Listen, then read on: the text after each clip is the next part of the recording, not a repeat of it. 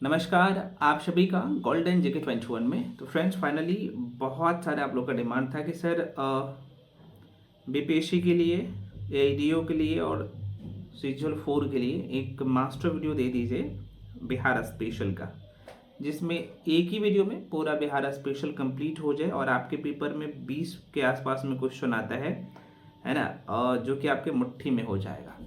ध्यान से देख लीजिएगा, वन शॉट वीडियो है। कुछ लोगों का ये रहता है कि सर इसका बुकलेट कहाँ पे मिलेगा, मैं बता दूंगा। सभी लोग जाके टेलीग्राम ज्वाइन कर लीजिए, बहुत फ़ायदा मिलेगा टेलीग्राम ज्वाइन करने से, ठीक है।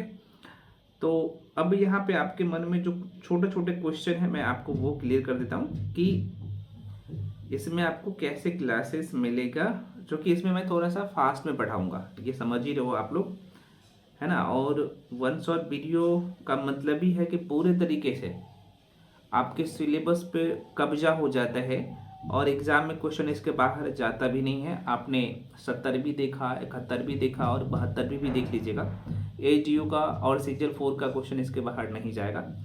आप कहिएगा सर क्या सही में पूरा करवा दीजिएगा इस वीडियो में। हाँ, आप जो यहाँ पे देख पा रहे हो ये बिहार स्पेशल का ये पूरा टॉपिक हम लोग कंप्लीट करने वाले हैं।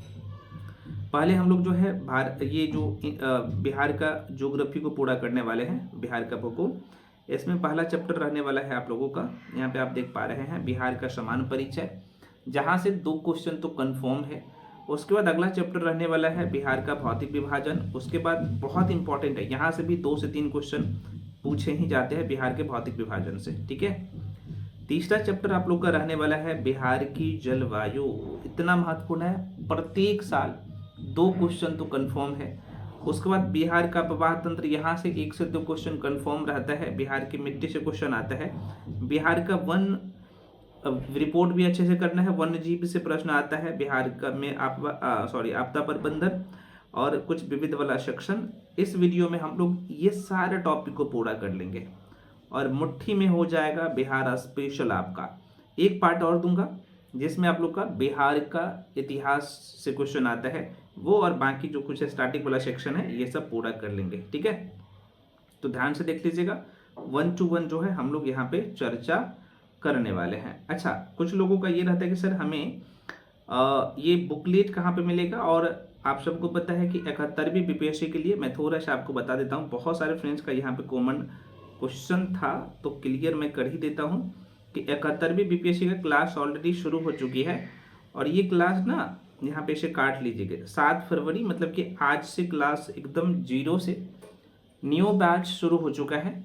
तो इसमें आपको सारे सेक्शन का कंप्लीट क्लास मिल रहा है और हम लोग क्या करेंगे, 120 दिन में कंप्लीट कोर्स को पूरा कर लेंगे। और आपके लिए जो भी लोग काम कर रहे हैं, आप लोग समझ ही रहे हो, है ना, सर्वोत्तम है और कहीं ना कहीं इस स्तर को कंप्लीट कर चुके हैं, वैसे लोग आपके लिए कंटेंट पर काम कर रहे हैं, है ना। तो जो लोग ज्वाइन करना चाहते हो, देखो भाई, मार्केट में जितना में बुक नहीं आएगा उतना में कंप्लीट कोर्स में करवा दे रहा हूँ। मात्र 2499 में कंप्लीट कोर्स है। तो जो लोग 72वीं बीपीएससी के लिए ज्वाइन करना चाहते हैं तो आप क्या करिए, 7319924130 पे कॉल करके इन्फॉर्मेशन ले सकते हैं। आपको कॉल करने का जरूरत ही नहीं पड़ेगा, मैं बता ही देता हूँ। यहाँ पे जो आपको स्क्रीन पे नंबर दिख रहा होगा, इसी नंबर पे आपको पेमेंट करके भेजना होता है। पेमेंट आप गूगल पे, फोन पे, पेटीएम किसी भी माध्यम से पेमेंट कर सकते हैं, है ना।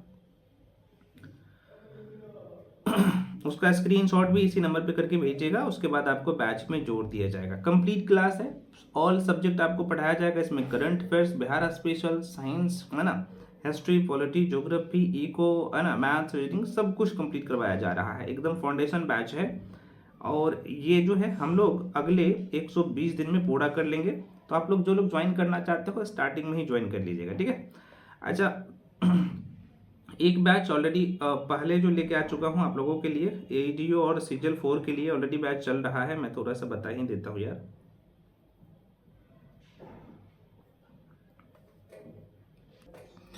हाँ सॉरी, गला बच गया था। हाँ, मैं ये बोल रहा था सीजीएल 4 और बीपीएससी एडीओ का अलग बैच है, जो कि इसका फी बहुत ही नॉमिनल है।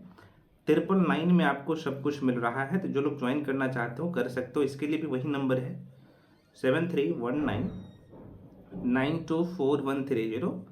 इसी नंबर पे आपको पेमेंट करना होता है, उसका स्क्रीनशॉट करके इसी नंबर पे भेजिएगा, उसके बाद आपको बैच में जोड़ दिया जाएगा। जो भी इन्फॉर्मेशन चाहिए इसी नंबर पे कॉल करके इन्फॉर्मेशन भी ले सकते हैं आप, ठीक है। तो बहुत सारे फ्रेंड्स का कॉमन क्वेश्चन रहता है कि सर हम आपके साथ जुड़ना चाहें तो हमें क्या क्या मिलेगा। तो भाई ये कंप्लीट पैकेज होता है, ठीक है ना। और जो 72वीं बीपीएससी का बैच है आपको वहाँ पे सब कुछ दिया जाएगा, ठीक है ना, बुकलेट, क्लासेज, सब कुछ। और सबसे बड़ी बात है कि सारे क्लासेस आपको रिकॉर्डेड फॉर्म में मिलता है, ठीक है। तो फ्रेंड्स ये वन शॉट वीडियो है, तो मैं क्या करूँगा आपके लिए, आपके हित के लिए मैं थोड़ा सा स्पीड में पढ़ाऊँगा, ताकि होगा क्या कि आपका बहुत कम समय, मैं कोशिश करूँगा 1 से सवा घंटा में पूरा बिहार का ज्योग्राफी आपके मुट्ठी में कर दूँ और आपके 20 में 20 नंबर मुट्ठी में हो जाए। एक वीडियो और लेके आऊँगा, वो भी लगभग 45 से लेके 50 मिनट का रहेगा, जिसमें बिहार का हिस्ट्री और स्टार्टिंग वाला सेक्शन कंप्लीट करवा दूंगा और पूरे तरीके से कंप्लीट हो जाएगा ये। और कभी इससे बाहर क्वेश्चन जाता भी नहीं है, क्योंकि ये पूरे बिहार का कंप्लीट कर रहे हैं, तो कहाँ से क्वेश्चन बाहर जाएगा, ठीक है ना। तो चलिए मिलते हैं, मतलब ये बढ़ते हैं टॉपिक की तरफ और 1 to 1 सारा टॉपिक को कवर करें। तो क्या करेंगे, बिहार के समान परिचय को देखेंगे। यहाँ से भर भर के क्वेश्चन पूछ देता है। तो नामकरण से एक क्वेश्चन पूछता है कि बिहार का नाम कैसे बिहार पर, तो सीधे तौर पे बोल सकते हो कि बिहार में खासतौर पे 12वीं सदी में बौद्ध लोग जो है जिस क्षेत्र में रहते थे, तो उस क्षेत्र को कहा जाता था, है ना, विहार वाला क्षेत्र। क्योंकि बिहार का मतलब ये विहार में लिख रहा हूँ ना, विहार। तो बौद्ध धर्म की बात कर ले तो बौद्ध धर्म की विकास जो है बिहार के क्षेत्र में ही हुआ है, फला फूला है। तो जिस क्षेत्र में बौद्ध धर्म के अनुयायी रहते थे, है ना, वहाँ पे उनका प्रार्थना स्थल हुआ करता था, तो उन्हें विहार कहा जाता था। तो इनकी बहुलता के कारण आप देखेंगे तो विहार से बिहार का नाम जो है बिहार कर दिया गया। तो बेसिक क्वेश्चन पूछता है, तो ध्यान रखिएगा। प्रश्न पूछ देता है बिहार का नाम बिहार क्यों पड़ा, तो आपके ये सीधे तौर पर तो 12वीं सदी में, है ना, बौद्ध विहार की बहुलता के कारण इनका नाम विहार पड़ गया, ठीक है। अब यहाँ पे बिहार से और क्या क्वेश्चन बनेगा, है ना, इसमें समान परिचय से देखो बिहार का अक्षांशीय विस्तार और देशांतरीय विस्तार देख लीजिएगा। आइए मैं आपको यहीं पे रटवा देता हूँ। तो ये बिहार का मैप आपको दिख रहा होगा। तो उत्तर में नेपाल है, ये लोकेशन आपको ध्यान रखना। दक्षिण में झारखंड है, पूरब में पश्चिम बंगाल है, और क्या है भाई, पश्चिम में यूपी है, ठीक है। तो अगर मैं बिहार की बात करूँ फ्रेंड्स, यहाँ पे आप देख पा रहे हैं, तो बिहार जो है उत्तर में नेपाल है, आपने देखा, पूरब में पश्चिम बंगाल है। अब यहाँ पे देखा जाए तो दक्षिण में झारखंड है और पश्चिम में क्या है भाई, यूपी है। ये आपको पता है, हमको पता है। तो अक्षांशीय विस्तार देखो कैसे ध्यान रखना है। देखो भाई ये है 24 डिग्री, तो 24 डिग्री 24 है, और यहाँ पे कितना है, 27 है। तो 24 27 24 27 कितना, 3 जा रहे हो आगे। तो इस तरीके से 24 से 27, तो 24 डिग्री 20 मिनट 10 सेकेंड से लेके 27 डिग्री 31 मिनट 15 सेकेंड के बीच में बिहार का अक्षांशीय विस्तार है। देशांतरीय विस्तार क्या है, देखो ये भी बहुत आसान है। कितना है यहाँ पे, 83 को पकड़िएगा और इधर 88 को पकड़िएगा। तो कितना का अंतर आपको दिख रहा है 83 और 88 में, तो आप कहिएगा सर 5 का। इस तरीके से ध्यान में रखिएगा। तो यहाँ पे देखिएगा 19 है, यहाँ पे 17 है, यहाँ पे 50 है और यहाँ पे 40 है। बस याद हो जाएगा। तो आप सीधे तौर पर बोलिएगा कि सर बिहार का अक्षांशीय जो विस्तार है, यहाँ पे आप एक बार देख लीजिए। तो अक्षांशीय विस्तार 24 डिग्री 20 मिनट 10 सेकेंड उत्तरी अक्षांश से लेके 27 डिग्री 31 मिनट 15 सेकेंड उत्तरी अक्षांश में बिहार स्थित है।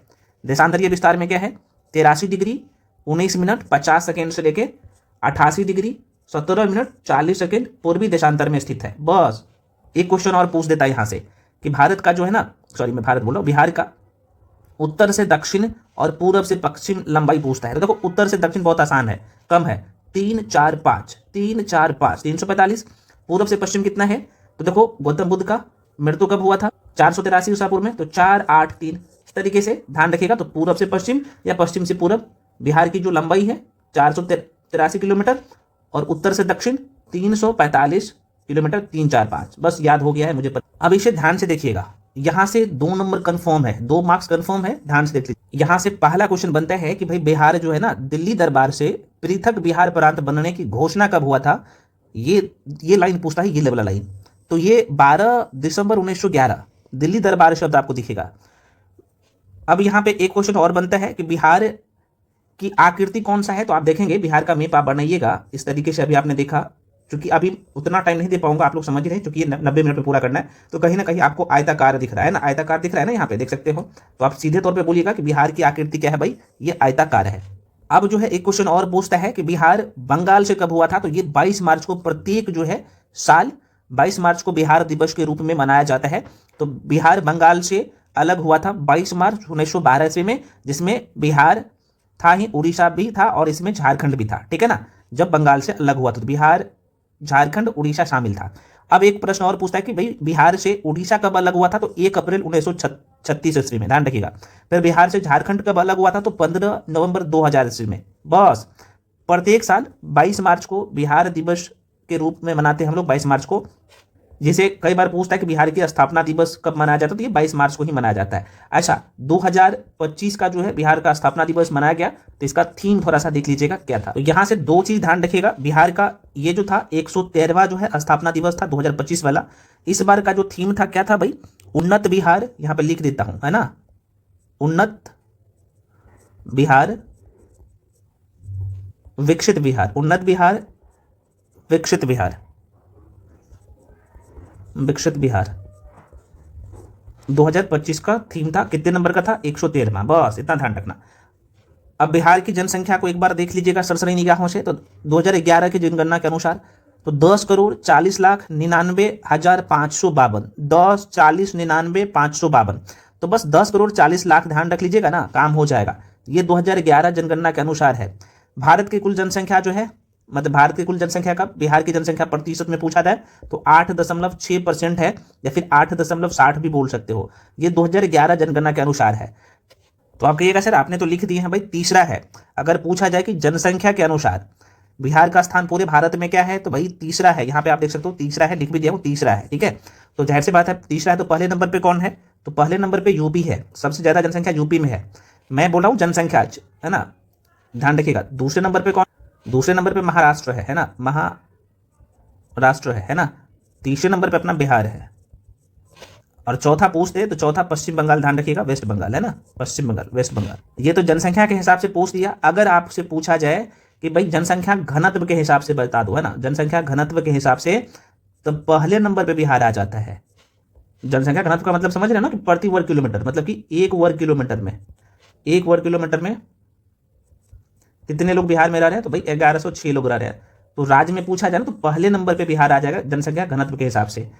लेकिन ओवरऑल जनसंख्या के हिसाब से पूछा जाए तो बिहार का स्थान तीसरा है। अब यहां से एक क्वेश्चन और पूछता है कि बिहार का जो क्षेत्रफल है, बिहार क्षेत्रफल के हिसाब से भारत में जो है कितने नंबर पे है, तो ये 12 नंबर पे है। पहले 13 नंबर पे था, तो जब से J&K, जम्मू कश्मीर और लद्दाख यूटी बन गया, तब से बिहार जो है कितने नंबर पे आ गया, तो 12 नंबर पे आ गया। तो अभी प्रेजेंट टाइम में 2026 के जनवरी में मैं आपको पढ़ा रहा हूं, तो अभी बिहार 12 नंबर पे है, ठीक है ना, क्षेत्रफल के हिसाब से। बस इतना डेटा ध्यान रख। अब एक क्वेश्चन और यहां से पूछता है आपसे कि बिहार का क्षेत्रफल बता दो कितना है। यहां पे लोग बहुत गलती करते, देखो बहुत आसान है, देखो 94 है, 94 163, 94 163, 94 163 है कोच, बहुत आसान है ना। तो 94,163 वर्ग किलोमीटर बिहार का टोटल क्षेत्रफल है। मतलब कि ये बिहार का क्षेत्रफल मैं बात कर रहा हूँ, ये जो है बिहार का क्षेत्रफल। देखो टाइम नहीं दूंगा ज्यादा, ठीक है ना। ये बिहार का क्षेत्रफल जो टोटल है, तो 94,163 वर्ग किलोमीटर ये क्षेत्रफल की दृष्टि से देखा जाए तो भारत में कितना प्रतिशत है, तो 2.86। समुद्र तल से बिहार की ऊंचाई जो है, अगर फीट में पूछा जाए तो 173, टिक करिएगा, 173 फीट। अगर मीटर में पूछा जाए तो 52.73 मीटर पूछता है। अब एक क्वेश्चन और पूछता है यहां से, ये पूछता है कि समुद्र तट से बिहार की दूरी कितना है, तो 200 किलोमीटर है। और बिहार में औसत वर्षा 112 जो है सेंटीमीटर होता है, औसत वर्षा, औसतन। बस 2 नंबर यहीं से आपका कंफर्म हो गया। अब यहाँ पे हम लोग एक बार देख लेते हैं सरसरी निगाहों से बिहार का प्रशासनिक विभाजन, और यहाँ पे बिहार राज्य की सीमा को एक बार देख लेते हैं, एक नज़र में, एक सांस में। बिहार में 9 प्रमंडल है, मैं दिखाऊंगा प्रमंडल कौन कौन सा है। 38 जिला है, 38वां जिला अरवल है, 101 अनुमंडल है, और ब्लॉक की संख्या 534 है, पंचायत 8067 है, नगर निगम जो है 19 है, 19वां नगर निगम आप सबको पता है सहरसा है, नगर परिषद 88 है, और पंचायत 154 है। ये डेटा भी थोड़ा सा बिहार के निवासी है, और आप दरोगा बनने जा रहे हो या बिहार के अधिकारी बनने जा रहे हो तो आपको ये डेटा ध्यान में रहना चाहिए, तो एक बार देख लीजिएगा। अब प्रश्न आपको यहाँ पे जो है ना बहुत परेशान करता है, ठीक है, नहीं करने दूंगा भाई। देखो ये है उत्तर दिशा में बिहार का कौन कौन सा जिला है, थोड़ा सा आइए देख लेते हैं, मैप के थ्रू अभी हम लोग देखेंगे। उत्तर के दिशा में बिहार के कौन कौन से जिला है? बिहार के 7 जिला है ना, जो कि नेपाल के साथ अपना सीमा साझा करता है 7। झारखंड के साथ 8 है, यूपी के साथ 8 है और वेस्ट बंगाल के साथ 3 जो है जिला, बिहार के 3 जिला सीमा साझा करता है। ठीक है, अब यहाँ पे देखो कैसे आपको याद रखना है। 7 है, अब थोड़ा सा मैप पे लेके चलता हूँ। तो फ्रेंड्स यहाँ पे आप देख सकते हैं, और आइए एक बार हम लोग सरसरी निगाहों से रिवीजन कर लेते हैं। इसे और छोटा कर लेता हूँ, ठीक है ना। यहाँ पे देखो, ये है पश्चिमी चंपारण, पूर्वी चंपारण, पश्चिमी, पूर्वी, सीतामढ़ी, मधुबनी, इस तरीके से ध्यान रखिएगा। पश्चिमी, पूर्वी चंपारण, सीतामढ़ी, मधुबनी, सीतामढ़ी, मधुबनी, 4 हो गया। और 3 देखो यहाँ पे किशनगंज है, अररिया है, सुपौल है। बस याद हो गया है, मुझे पता है। तो 2-3 बार रिकॉल कर लीजिएगा। तो ये नेपाल के साथ सीमा साझा, ये तो 3 जिला है ना। ये जो 3 जिला है कौन कौन सा? किशनगंज, पूर्णिया और यहाँ पे आप देखेंगे तो कटिहार। ये किसके साथ? तो आप ये सर, ये जो है वेस्ट बंगाल के साथ, पश्चिम बंगाल के साथ अपना सीमा साझा करते हैं। अगर मैं यहीं पे बात कर लूँ फिर यूपी नहीं, झारखंड से 8 जिला कौन कौन सा है? ये कटिहार भी झारखंड से अपना सीमा साझा करता है। कटिहार, भागलपुर, बांका, जमुई, नवादा, गया, औरंगाबाद और रोहतास। तो ये जो है 8 जिला, बिहार का 8 जिला झारखंड के साथ अपना सीमा साझा करता है। अब यूपी के साथ जरा सा देख लीजिएगा एक बार सरसरी निगाहों से। तो यहाँ पे आप देख सकते हैं कैमूर और रोहतास भी है ना। यूपी के साथ रोहतास भी अपना सीमा साझा करता है, गलती मत करिएगा। यूपी के साथ रोहतास भी है, यूपी के साथ रोहतास भी है। देखिएगा थोड़ा सा लगा हुआ ना रोहतास, तो रोहतास, कैमूर, बक्सर और भोजपुर, 4 इधर है नीचे में और 4 ऊपर में। पश्चिमी चंपारण, यहाँ पे गोपालगंज, सिवान और सारण, तो 4-4 8 हो गया। इस तरीके से ध्यान रखिएगा। आइए थोड़ा सा मैं यहाँ पे दिखा देता हूँ, ज़्यादा टाइम नहीं लूँगा, नहीं तो नहीं कवर हो पाएगा, है ना। अब यहाँ पे देख लो, आप एक बार सरसरी निगाहों से देख लीजिएगा। तो नेपाल के साथ, अब यहाँ पे देखिएगा नेपाल के साथ कौन कौन सा जिला है? 7 जिला, पश्चिमी चंपारण, पूर्वी चंपारण, है ना, सीतामढ़ी, मधुबनी, सुपौल, अररिया और किशनगंज। जब नोट्स आपके पास है ऑलरेडी, रिवीजन कर लीजिएगा एक बार। यूपी के साथ रोहतास, कैमूर, बक्सर, भोजपुर, सारण, सिवान, है ना, गोपालगंज, पश्चिमी चंपारण यहाँ पे है। दक्षिण में किसके साथ? तो झारखंड के साथ रोहतास। देखो कैमूर नहीं सीमा साझा करता है झारखंड के साथ, की ध्यान रखिएगा। तो 8 जिला इधर भी है, तो रोहतास, औरंगाबाद, गया, नवादा, जमुई, बांका, भागलपुर, कटिहार, 3 जिला। ये तो बहुत आसान है। कहाँ पे? तो पश्चिम बंगाल के साथ कौन कौन सा 3 जिला है? किशनगंज, कटिहार, पूर्णिया। अब थोड़ा सा यहाँ पे एक ट्विस्ट है, ये जो मैप देखिएगा ना बिहार का, ठीक है ना, यहाँ पे, ठीक है, ये जो है पश्चिमी चंपारण इधर नेपाल के साथ भी अपना सीमा साझा करता है और इधर यूपी के साथ भी सेम कंडीशन। अगर आप यहाँ पे देखोगे, रोहतास जो है ना, कलर चेंज करता हूँ, ठीक है, ये कलर लेता हूँ। ये रोहतास जो देखिएगा, रोहतास जो है इधर यूपी के साथ भी सीमा साझा करता है और झारखंड के साथ भी सीमा साझा करता है। यहाँ पे अगर कटिहार की बात कर ले फ्रेंड्स, ये जो कटिहार है ये झारखंड के साथ भी और इधर जो है वेस्ट बंगाल के साथ भी सीमा साझा करता है। ये जो आप देख पा रहे हो किशनगंज, इधर जो है नेपाल के साथ भी और साथ में इधर वेस्ट बंगाल के साथ भी, किसके साथ? वेस्ट बंगाल के साथ भी अपना सीमा साझा करता है। इतना ध्यान रखिए। अब चूंकि अभी बिहार में विधानसभा इलेक्शन हुआ, सरकार भी बना, आप सबको पता ही है, तो ये डेटा थोड़ा सा आपसे पूछे जा सकते हैं, माइंड में रख लीजिएगा, बहुत आसान है, ठीक है। तो बिहार में जो है द्विसदनीय विधानमंडल है बिहार में, मतलब कि यहाँ पे बिहार में जो है विधान परिषद भी है, विधान परिषद और विधानसभा भी है, आप सबको पता ही होना चाहिए। तो आइए एक बार हम लोग सरसरी निगाहों से इसे एक बार याद कर लेते हैं यहीं पे। तो एक बार ध्यान रखिएगा, पुलिस जिला बिहार में कितने हैं? तो 40 है। तो आप कहिएगा ये कैसे सर? देखो इसमें 38 जिला में तो है ही, अतिरिक्त में एक बाघा और नवगछिया में है, ध्यान रखिएगा, ये पूछता है। विधानसभा जो है इसमें विधानमंडल में मैं आपको बता ही दूं, विधान परिषद और विधानसभा है। तो बिहार में विधान परिषद में 243 सीट है, ठीक है, और विधानसभा में और विधान परिषद में 75। लोकसभा में सीटों की संख्या कितना है? 16। बिहार में बात कर लूँ तो मैं लोकसभा बोला हूँ, माफी चाहता हूँ, राज्यसभा में 16 है, लोकसभा में 40 है। कोई बात नहीं, जल्दी के चक्कर में ऐसा हो जा रहा है, कोई बात नहीं, लिखा सही हूँ, आप लोग देख सकते हो यहाँ पे, ठीक है ना। कई बार अगर एक बार रिपीट कर दे रहा हूँ, बिहार विधानमंडल द्विसदनीय है, यहाँ पे विधान परिषद और विधानसभा है। तो बिहार में विधानसभा में 243 सीट है, विधानसभा में, विधान परिषद में 75 है, लोकसभा में 40 है, राज्यसभा में 16 है। अब यहाँ से ये आरक्षण जो देख रहे हैं ना, यहाँ से प्रश्न पूछ देता है, ठीक है ना, कि भाई आरक्षित सीट जो है बिहार विधानसभा में कितना है? बिहार विधानसभा में टोटल 40, अगर डायरेक्टली पूछे कि भाई आरक्षित सीट कितना है, तो 40 है। 40 में से एससी के लिए 38 है, ध्यान रखिएगा, एससी कैटेगरी के लिए 38 है, 38 है अनुसूचित के लिए, और एसटी के लिए 2 है, जो कि ये जो 2 है आपको पता होना चाहिए। कटोरिया, कटोरिया और मनिहारी के लिए स्पेशल है, ठीक है ना, एसटी के लिए। बिहार में, बिहार विधानसभा में जो 40 सीट आरक्षित है वो एससी के लिए 38 है, बस इतना ध्यान रखिएगा। अब बिहार में लोकसभा का चुनाव होता है, आप सबको पता है, तो ये भी पूछ लेता है कि भाई लोकसभा में कितने आरक्षित सीट है, तो 6 है, ध्यान रखिएगा। बिहार के लोकसभा में आरक्षित 6 सीट है। ये जो 6 है तो सिर्फ एससी के लिए है, एसटी के लिए नहीं है। एससी के लिए 6 है, गोपालगंज, हाजीपुर, समस्तीपुर, जमुई, गया और सासाराम। ये सब डेटा जो मैं आपको बता रहा हूँ 2026 का है ना, सब जो भी अपडेट होना था हो गया है। अब आइए एक बार हम लोग सरसरी निगाहों से बिहार का राजकीय प्रतीक को देख लेते हैं। उससे पहले आप यहाँ पे देख लीजिए कुछ मुख्य बातें। ये बहुत कई बार पूछा गया ये क्वेश्चन, मन में रखिएगा। तो आप सबको हालांकि पता होना चाहिए बिहार का राजकीय गीत क्या है। तो मेरे भारत के कंठहार तुझको सत वंदन बिहार, ये क्या है, बिहार का राजकीय गीत है। गीतकार कौन है भाई? गीतकार का नाम है सत्यनारायण। संगीतकार कौन है? तो हरिप्रसाद चौरसिया और शिव कुमार शर्मा। मान्यता कब दिया गया था बिहार के राजकीय गीत का, है ना, तो ये भी ध्यान रखिएगा, तो 2012 ईस्वी में। एक क्वेश्चन और यहाँ से बन सकता है, ये क्वेश्चन ये है, देख सकते हैं क्या क्वेश्चन है कि बिहार की प्रार्थना गीत कौन सा है, तो ये भी ध्यान रखिएगा भाई। मेरी रफ्तार पर सूरज की किरण नाज करे, ये बिहार की क्या है, तो प्रार्थना गीत है। आप कहिएगा सर इसका गीतकार कौन है, यहाँ पे लिख ही देता हूँ। इसका जो गीतकार है इसका नाम है एम आर चिश्ती। बस चिश्ती ध्यान रखिएगा ना, चिश्ती संप्रदाय पढ़े होंगे आपने पढ़ा है, चिश्ती होगा, चिश्ती है, ठीक है ना इनके गीत।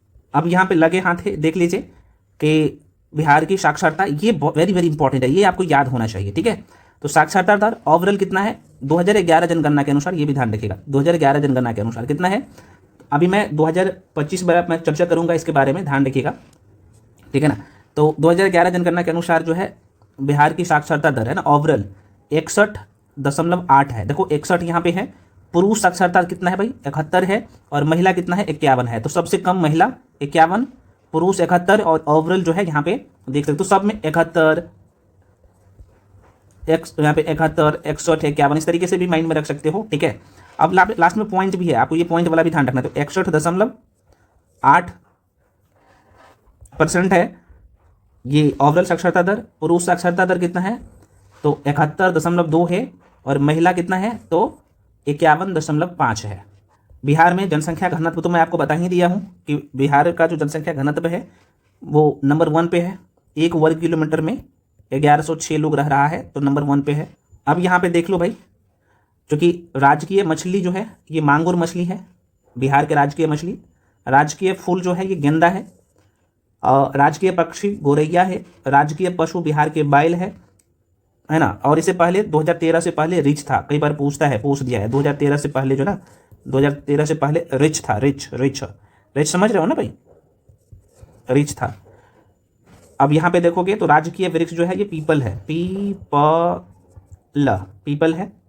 राजकीय चिन्ह जो है ये पूछा जाए तो ये राजकीय चिन्ह और राजकीय वृक्ष में गलती मत करिएगा। तो राजकीय वृक्ष बोला जाए तो पीपल है, लेकिन अगर राजकीय चिन्ह जो पूछा जाए तो आपने देखा होगा ये बोधि वृक्ष है, बहुत पूछता है, बोधि वृक्ष है।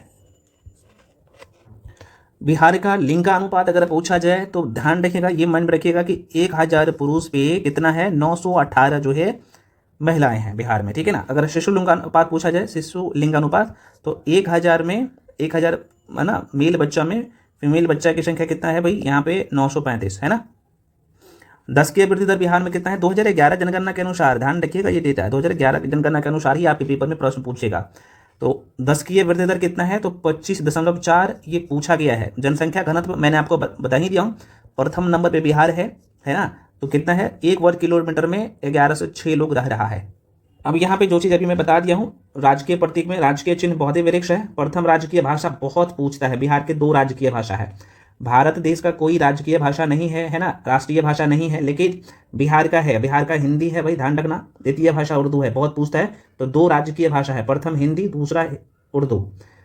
राजकीय वृक्ष पीपल, राजकीय पुष्प जो है ना, फूल जो है गेंदा है। राजकीय पशु बैल 2013 से पहले रिच था, और राजकीय पक्षी गोरैया 2013 से पहले या फिर फाख्ता था, फाख्ता था। राजकीय मछली मांगूर है। चलिए अब यहाँ पे देख लेते हैं कि बिहार में जो 9 प्रमंडल है, तो कौन से प्रमंडल में कौन सा जिला आता है, यहाँ से क्वेश्चन पूछ लेता है ना। तो आइए, अच्छा 9 प्रमंडल कौन कौन सा है जरा सा देख लीजिएगा।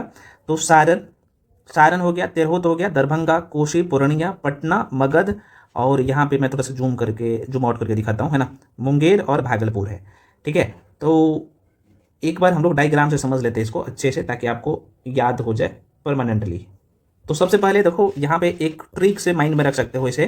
कैसे? तो गंगा के बीचों बीच होके, सॉरी, बिहार के बीचों बीच होके गंगा नदी बहती है, बिहार के बीचों बीच गंगा नदी बहती है। तो आप देखेंगे तो उत्तर दिशा में, ये उत्तर है ना, आप सबको पता ही है, उत्तर में कितने परमंडल है? तो आप कहेगा सर 5 परमंडल हमें दिख रहा है ना। कौन कौन सा यहाँ पे देख सकते हो उत्तर में ना। तो ये वाला जो परमंडल आपको दिख रहा होगा फ्रेंड्स, है ना, तो यहाँ पे ये वाला आपको दिख रहा होगा, ये है ना ब्लू कलर का, ये सारण परमंडल है। यहाँ पे लिख देता हूँ, ये सारण है, ठीक है। सारण के ऊपर में, जैसे मैं उत्तर बिहार का बात कर रहा हूँ, याद हो जाएगा, आप देखिएगा ना। सारण के बाद ये कौन है भाई? तो आप कहिएगा सर तिरहुत है, तिरहुत है, तिरहुत है। सारण में कितने जिले? तो आपको यहाँ पे साफ साफ दिख रहा होगा कि सारण में मात्र 3 जिला है ना। सारण परमंडल, सारण जो परमंडल है उसमें 3 ही है, तिरहुत में 6 जिला है, ठीक है। कौन कौन सा है मैं बताऊंगा। उसके बाद जैसे ऊपर आइएगा तो आपको यहाँ पे दिखेगा दरभंगा परमंडल, इसमें भी 3 ही जिला है ना। दरभंगा परमंडल में मात्र 3 जिला है, ठीक है ना। कितना है भाई? 3 जिला है। कौन कौन सा है अभी मैं याद करवा दूंगा। उसके बाद यहाँ पे कोशी परमंडल देखिएगा, यहाँ पे कोशी परमंडल है, कोशी है ना, कोशी परमंडल है। और कोशी परमंडल में भी आप देखेंगे तो मात्र 3 ही जिला है। यह है कोशी परमंडल, है ना, आपको दिख रहा होगा 3 जिला है। उसके बाद यहाँ पे आपको दिखेगा पूर्णिया परमंडल, पूर्णिया परमंडल यहाँ पे लिख देता हूँ, पूर्णिया परमंडल, और इसमें 4 जिला है। तो यार कैसे रखना है? तो उत्तर बिहार में 4 परमंडल है, कौन कौन सा? तो सारण, ये वाला सारण है, यहाँ पे देखो ये सारण है भाई, आपको दिख रहा होगा सारण। सारण के बाद कौन सा है भाई? तिरहुत है। तिरहुत के बाद कौन सा है? दरभंगा है। दरभंगा के बाद कौन सा है? तो कोशी है। और कोशी के बाद कौन सा है? पूर्णिया है। तो ये 5 परमंडल उत्तर बिहार में है, 5 परमंडल उत्तर बिहार में है। अब कहिएगा सर ठीक है, अब हमें बता दीजिए सारण में कौन कौन सा जिला है। बहुत आसान है, देखो गोपालगंज, सिवान, सारण, गोपालगंज, सिवान, सारण, 3 जिला। तिरहुत परमंडल में कौन है? देखो पश्चिमी चंपारण, पूर्वी चंपारण, बहुत आसान है, पश्चिमी चंपारण, पूर्वी चंपारण, सीतामढ़ी, यहीं पे शिवहर है, मुजफ्फरपुर है और वैशाली, है ना। 6 जिला हो गया, 1 2 3 4 5 6। दरभंगा में 3 जिला है भाई, कौन कौन सा है? मधुबनी, दरभंगा, सीतामढ़ी, सॉरी समस्तीपुर, सीतामढ़ी इसमें आता है, सीतामढ़ी और शिवहर किस में आता है? तिरहुत परमंडल में आता है। उसके बाद यहाँ पे कोशी परमंडल में मात्र 3 जिला है, सुपौल, मधेपुरा और सहरसा। पूर्णिया में 4 जिला, अररिया कौन सा है? अररिया के बाद यहाँ पे किशनगंज, पूर्णिया और कटिहार। ये तो भाई था, आप लोगों को पता है कि ये गंगा नदी है, उनके उत्तर दिशा में जो 5 परमंडल था उनका। अब देखते हैं दक्षिण में जो 4 परमंडल है उसको देख लेते हैं। तो देखो दक्षिण में जो है पहला परमंडल आपको दिखेगा यहाँ पे, बहुत आसान है, 2 मात्र जिला है, इसमें 2 जिला है। कौन सा परमंडल है? तो आप कहिएगा सर भागलपुर परमंडल है ना, भागलपुर परमंडल है, 2 जिला है। तो कौन कौन सा है 2 जिला? तो भागलपुर और बांका है। उसके बाद यहाँ पे आपको दिखेगा मुंगेर परमंडल, ये जो है आपको दिखेगा मुंगेर परमंडल है ना, मुंगेर है भाई, मुंगेर परमंडल है ना। और इसमें 6 जिला है, कौन कौन सा है मैं दिखा देता हूँ। उसके बाद आप देखेंगे मुंगेर के बाद जो है यहाँ पे अगला परमंडल दिखेगा मगध, बहुत आसान है, इसको याद रखना, ये तो बहुत आसान है, मगध है। और उसके बाद यहाँ पे आपको दिखेगा पटना परमंडल, है ना, ये है पटना परमंडल यहाँ पे, ठीक है। तो मगध परमंडल में भी 5 जिला है और पटना परमंडल 6 जिला है, 6 जिला है ना, ये पटना है, ठीक है, ध्यान रखिएगा पटना परमंडल में। अब देखिएगा ये तो आपको पता चल गया भाई कि भागलपुर परमंडल में 2 जिला है, तो भागलपुर, बांका। उसके बाद आप यहाँ पे देखिएगा ना, तो मुंगेर में तो देखो बेगूसराय है, खगड़िया है, मुंगेर है, लखीसराय है, शेखपुरा है, जमुई है। बस मैं ये चार्ट दे दूंगा, एक बार देख लीजिएगा। तो ये जो आप देख पा रहे हो मगध परमंडल में, इसमें अरवल है, जहानाबाद है, औरंगाबाद है, तो दोनों बाद इसी में, जहानाबाद, औरंगाबाद, गया, नवादा, गया, नवादा, गया, नवादा, इसी में 5 जिला। उसके बाद यहाँ पे पटना परमंडल में जो 6 जिला है कौन है? तो यहाँ पे आपको रोहतास दिखेगा, कैमूर दिखेगा, बक्सर दिखेगा, भोजपुर, पटना और नालंदा, 6 जिला हो गया। बहुत आसान है, 2-4 बार प्रैक्टिस कर लीजिएगा ना, तो आपको यहाँ पे ध्यान में रह जाएगा। आइए एक बार चार्ट में भी हम लोग देख लेते हैं भाई, ठीक है ना। तो सारण परमंडल में 3 जिला है, सॉरी सारण में 3, हाँ ठीक है, सारण में 3 है, सारण, सिवान, गोपालगंज। तिरहुत में 6 है, पश्चिमी चंपारण, पूर्वी चंपारण, मुजफ्फरपुर, वैशाली, सीतामढ़ी, शिवहर। दरभंगा में 3 जिला है, मधुबनी, दरभंगा, समस्तीपुर। कोशी में 3 जिला है परमंडल में, कोशी परमंडल में, तो कौन कौन सा 3 जिला है? सहरसा, सुपौल, मधेपुरा। पूर्णिया में 4 जिला है, अररिया, किशनगंज, पूर्णिया, कटिहार। पटना में 6 जिला है, पटना, नालंदा, भोजपुर, बक्सर, कैमूर, रोहतास। मगध में 5 जिला है, गया, औरंगाबाद, नवादा, जहानाबाद, अरवल, अभी आपने डायग्राम से देख लिया। उसके बाद जो है मुंगेर में 6 जिला है भाई, मुंगेर, जमुई, लखीसराय, शेखपुरा, बेगूसराय, खगड़िया। और भागलपुर में 2 जिला है मात्र, भागलपुर और बांका। बस 2-4 बार प्रैक्टिस कर लीजिए, ये परमानेंटली याद हो जाए। तो फ्रेंड्स अगला जो चैप्टर है बिहार का भूगोल। देखो मैं गलती से अगर भारत का भूगोल बोल दूं तो समझिएगा बिहार का ही भूगोल है ना, क्योंकि हम लोग बिहार का भूगोल कंप्लीट कर रहे हैं, ठीक है ना। तो बिहार की भूगोल में हम लोग देखेंगे तो इनका भौतिक विभाजन को पहले डिटेल में चर्चा करेंगे 1 to 1, है ना। अब यहाँ पे बिहार के बारे में बात करें तो बिहार भौगोलिक रूप से एक क्या है भाई, मैदानी राज्य है। अगर आप मैप पे देखेंगे, मैं थोड़ा सा अगर डायग्राम बना के दिखा दूँ, जरा सा एक बार देख लीजिएगा ताकि आपका कंसेप्ट भी क्लियर हो जाए। मेरा एक ही मोटिव है कि भाई आप लोग चीज़ों को समझ के करिए, ताकि एक ही बार वीडियो देखेंगे ना, कम से कम एक को बार वीडियो देख लीजिएगा ना, तो आपका कंसेप्ट क्लियर हो जाएगा, ठीक है। तो बिहार का लोकेशन आप देखेंगे तो यहाँ पे आपको दिख रहा होगा ना कुछ, यहाँ ये बिहार है अपना, है ना, प्यारा सा बिहार, है ना। ये कहीं ना कहीं आपको यहाँ पे बिहार दिखेगा। तो जाहिर सी बात है ये मैदानी राज्य है, तो वही कह रहा है, जरा सा देखिएगा। आइए अब इस लाइन को देखिए, कह रहा है कि बिहार भौगोलिक रूप से एक जो है क्या है भाई, मैदानी राज्य है। यह गंगा के मैदानी क्षेत्र में बसा एक समृद्ध क्षेत्र है। यह नेपाल के तराई क्षेत्र से नेपाल के तराई क्षेत्र से कहाँ तक, तो बिंद एवं धारबार की चट्टानें, अभी हम लोग डायग्राम पे चीज़ों को क्लियर करेंगे, तो यहाँ तक जो है ये फैला हुआ है, इनका फैला हुआ है। अगला लाइन है कि बिहार पूर्वी भारत में स्थित जो है राज्य है। अभी आपने देखा यहाँ पे बिहार स्थित है, जो भौगोलिक रूप से 3 भागों में विभाजित किया गया बिहार को। भौगोलिक दृष्टिकोण से अगर बिहार की बात कर लो तो इन्हें 3 भागों में बांट के हम लोग पढ़ते हैं। एक तो है यहाँ पे देख सकते हैं पर्वतीय क्षेत्र, मैदानी क्षेत्र, और यहाँ पे आप देखेंगे तो पठारी क्षेत्र। तो पर्वतीय क्षेत्र को भी हम लोग 3 भागों में बांट के पढ़ेंगे। यहाँ पे सोमेश्वर की श्रेणी, रामनगर दून और दून घाटी, ये बहुत पूछता है। ये तीनों जो है ना वेस्ट चंपारण में है, पश्चिमी चंपारण में है। मैदानी क्षेत्र की बात कर ले तो उत्तरी गंगा का मैदान और दक्षिणी गंगा के मैदान को पूरा करेंगे। उसके बाद यहाँ पे धारवाड़ चट्टान की बात कर ले तो बहुत महत्वपूर्ण है। पठारी क्षेत्र की भाग की बात कर ले तो ये धारवाड़ चट्टान और बिंद क्रम की जो चट्टान है, इससे भी हम लोग बहुत अच्छे से पूरा करने वाले हैं, ठीक है। तो आइए एक बार डायग्राम पे चीज़ों को समझ लेते हैं, क्योंकि ये समझना जरूरी होता है। फ्रेंड्स, आप सबको पता है कि गंगा नदी की बात कर लो तो बिहार के बीचों बीच बहती है। आप सबको पता है ये, है ना, ये गंगा नदी जो है बिहार के बीचों बीच बहती है। अब यहाँ से क्या क्या ध्यान रखना है, जरा सा देखिएगा। बिहार का पर्वतीय क्षेत्र की बात कर ले तो ये जो वाला हिस्सा आप देख पा रहे हैं, है ना, पर्वतीय क्षेत्र या तराई क्षेत्र, ये जो यहाँ पे देखेंगे आप, मैं आपको यहाँ पे बोला हूँ ना, तो इसी में आपको ऊपर में दिखेगा, ये जो कि पश्चिमी चंपारण में आपको दिखेगा तो सोमेश्वर श्रेणी ये है। उसके बाद ये वाला जो हिस्सा आपको दिखेगा, ये वाला हिस्सा, ये कहीं ना कहीं आपको ये सर ये दून घाटी है, और ये वाला जो हिस्सा आप देखेंगे ये रामनगर दून है ना। चर्चा करेंगे 1 to 1 सभी के बारे में डिटेल में भी, ठीक है ना। उसके बाद ये मैदानी क्षेत्र है, आप सबको पता ही होना चाहिए। और आप जैसे नीचे में आए, ये उत्तर गंगा का मैदान वाला क्षेत्र है, ठीक है ना। और ये जो है दक्षिणी गंगा का मैदानी क्षेत्र है, और इसे भी अलग अलग भागों में बांट के हम लोग पढ़ते हैं। जैसे ये सोन और गंगा नदी का जो दोआब क्षेत्र है ना, तो चूंकि ये सोन नदी है और ये गंगा नदी है, बिहार के बीचों बीच बहती है, ये जो बीच वाला क्षेत्र है तो ये 2 नदियों के बीच में है, गंगा और सोन के बीच में, तो इसीलिए हम लोग दोनों के नाम से बोलते हैं कि ये दोआब क्षेत्र है। कौन सा, तो गंगा और सोन के दोआब क्षेत्र। ये जो मगध वाला क्षेत्र है ये भी बहुत ही महत्वपूर्ण है, क्योंकि ये गंगा के मैदान वाला क्षेत्र है, और ये अंग का मैदान है। तो इसके बारे में डिटेल में चर्चा करेंगे, बस आप 1 to 1 देखते जाइए। तो ये जो है आप देखेंगे तो ये उत्तर बिहार की जो नदियाँ हैं वो भी गंगा नदी में आके मिलेंगे, और दक्षिण बिहार की जो नदियाँ हैं इसके बारे में भी हम लोग आगे पढ़ेंगे। तो अभी हम लोग ये जो बिहार का जो विभाजन है ना, भौतिक विभाजन, उसको हम लोग कंप्लीट कर रहे हैं, ठीक है। तो चलिए अब ये जो सारे पॉइंट्स हैं इसको कवर करते हैं, जैसे सोमेश्वर श्रेणी, रामनगर दून, दून घाटी, उसके बाद यहाँ पे उत्तरी गंगा का मैदान, दक्षिणी गंगा का मैदान, धारवाड़ चट्टान, और यहाँ पे बिंद क्रम की चट्टान, इसमें क्या पाया जाता है, बहुत प्रश्न पूछता है यहाँ से। तो डायग्राम पे एक बार आप लोग रिविजन कर लीजिएगा। तो यहाँ पे आप देख सकते हैं फ्रेंड्स, ये जो पर्वतीय क्षेत्र है, तो कह रहा है कि बिहार के उत्तर पश्चिमी भाग में हिमालय पर्वत की, ये देख सकते हैं हिमालय पर्वत की शिवालिक श्रेणी का भाग है। सीधे तौर पे बोले तो बिहार के उत्तर पश्चिमी जो वाला भाग है, ये वाला भाग के बारे में बात हो रहा है, ये वाला जो भाग है, ये वाला भाग कह रहा है कि ये जो एरिया है किसका, तो शिवालिक श्रेणी का हिस्सा है ना। अब इसका टोटल क्षेत्रफल कितना है ये भी पूछ देता है, तो ध्यान रखिएगा ये 932 है, 32 वर्ग किलोमीटर में फैला हुआ है।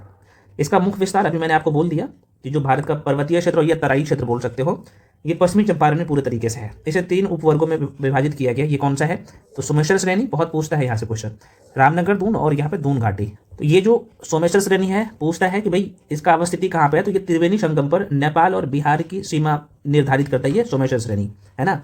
इनकी ऊंचाई की बात कर ले, बहुत प्रश्न पूछता है सोमेश्वर श्रेणी का, तो 874 ये मीटर है इनकी ऊंचाई है।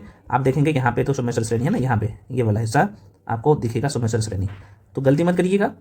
अब एक क्वेश्चन और पूछता है कि बिहार की सबसे ऊंची चोटी कौन सा है, तो वही जो अभी मैं आपको बोला हूँ सोमेश्वर श्रेणी, ये बिहार की सबसे ऊंची चोटी है ना। डायग्राम पे आपने देखा ये बिहार की सबसे ऊंची चोटी वही है सोमेश्वर श्रेणी।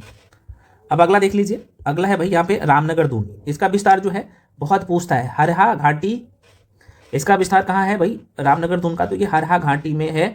और इस क्षेत्र का अधिकतम ऊंचाई जो है ना हरहा घाटी का 240 मीटर है, ये भी ध्यान रखिएगा। दून घाटी की बात करें, ये रामनगर दून है, और दून घाटी की बात करें तो इसका विस्तार सोमेश्वर श्रेणी और रामनगर दून के बीच है। सोमेश्वर श्रेणी और रामनगर दून के बीच है दून घाटी की बात कर लो तो। अगर आप मैप पे देखेंगे ना तो देखो यहाँ पे दिख रहा होगा, जरा सा देख लीजिएगा। यहाँ पे सोमेश्वर श्रेणी है भाई, देख सकते हैं यहाँ पे सोमेश्वर श्रेणी है, और यहाँ पे दून घाटी है ना। और यहीं पे जो है ये वाला हिस्सा रामनगर दून है, ये रामनगर दून है, ये बीच वाला दून घाटी है, और ये ऊपर में आप सबको पता ही है सोमेश्वर श्रेणी है, तो इसके बीच में है ना ये वाला, यही पूछा है। तो डायरेक्टली पूछा जाता है कि दून घाटी का लोकेशन कहाँ पे है, तो आपको ध्यान रख लेना है। अब जो है बिहार का मैदानी क्षेत्र को देख लेते हैं। तो फ्रेंड्स ये डेटा थोड़ा सा ध्यान रखिएगा। बिहार की बात कर लो तो बिहार के कुल भूभाग का कितना परसेंट, तो 96% जो है ये बिहार मैदानी भाग में अवस्थित है। आपको पता होना चाहिए बिहार में जो है पर्वत चोटियाँ बहुत कम है। ये मैक्सिमम एरिया जो है, कुछ पर्वत आपको यहाँ पे दिखेगा और कुछ आपको यहाँ पे दिखेगा इस क्षेत्र में, बाकी आपको पूरा मैदानी क्षेत्र दिखेगा। अभी आपने मैप पे देखा, तो यहाँ से भी प्रश्न पूछता है, ध्यान रखिएगा।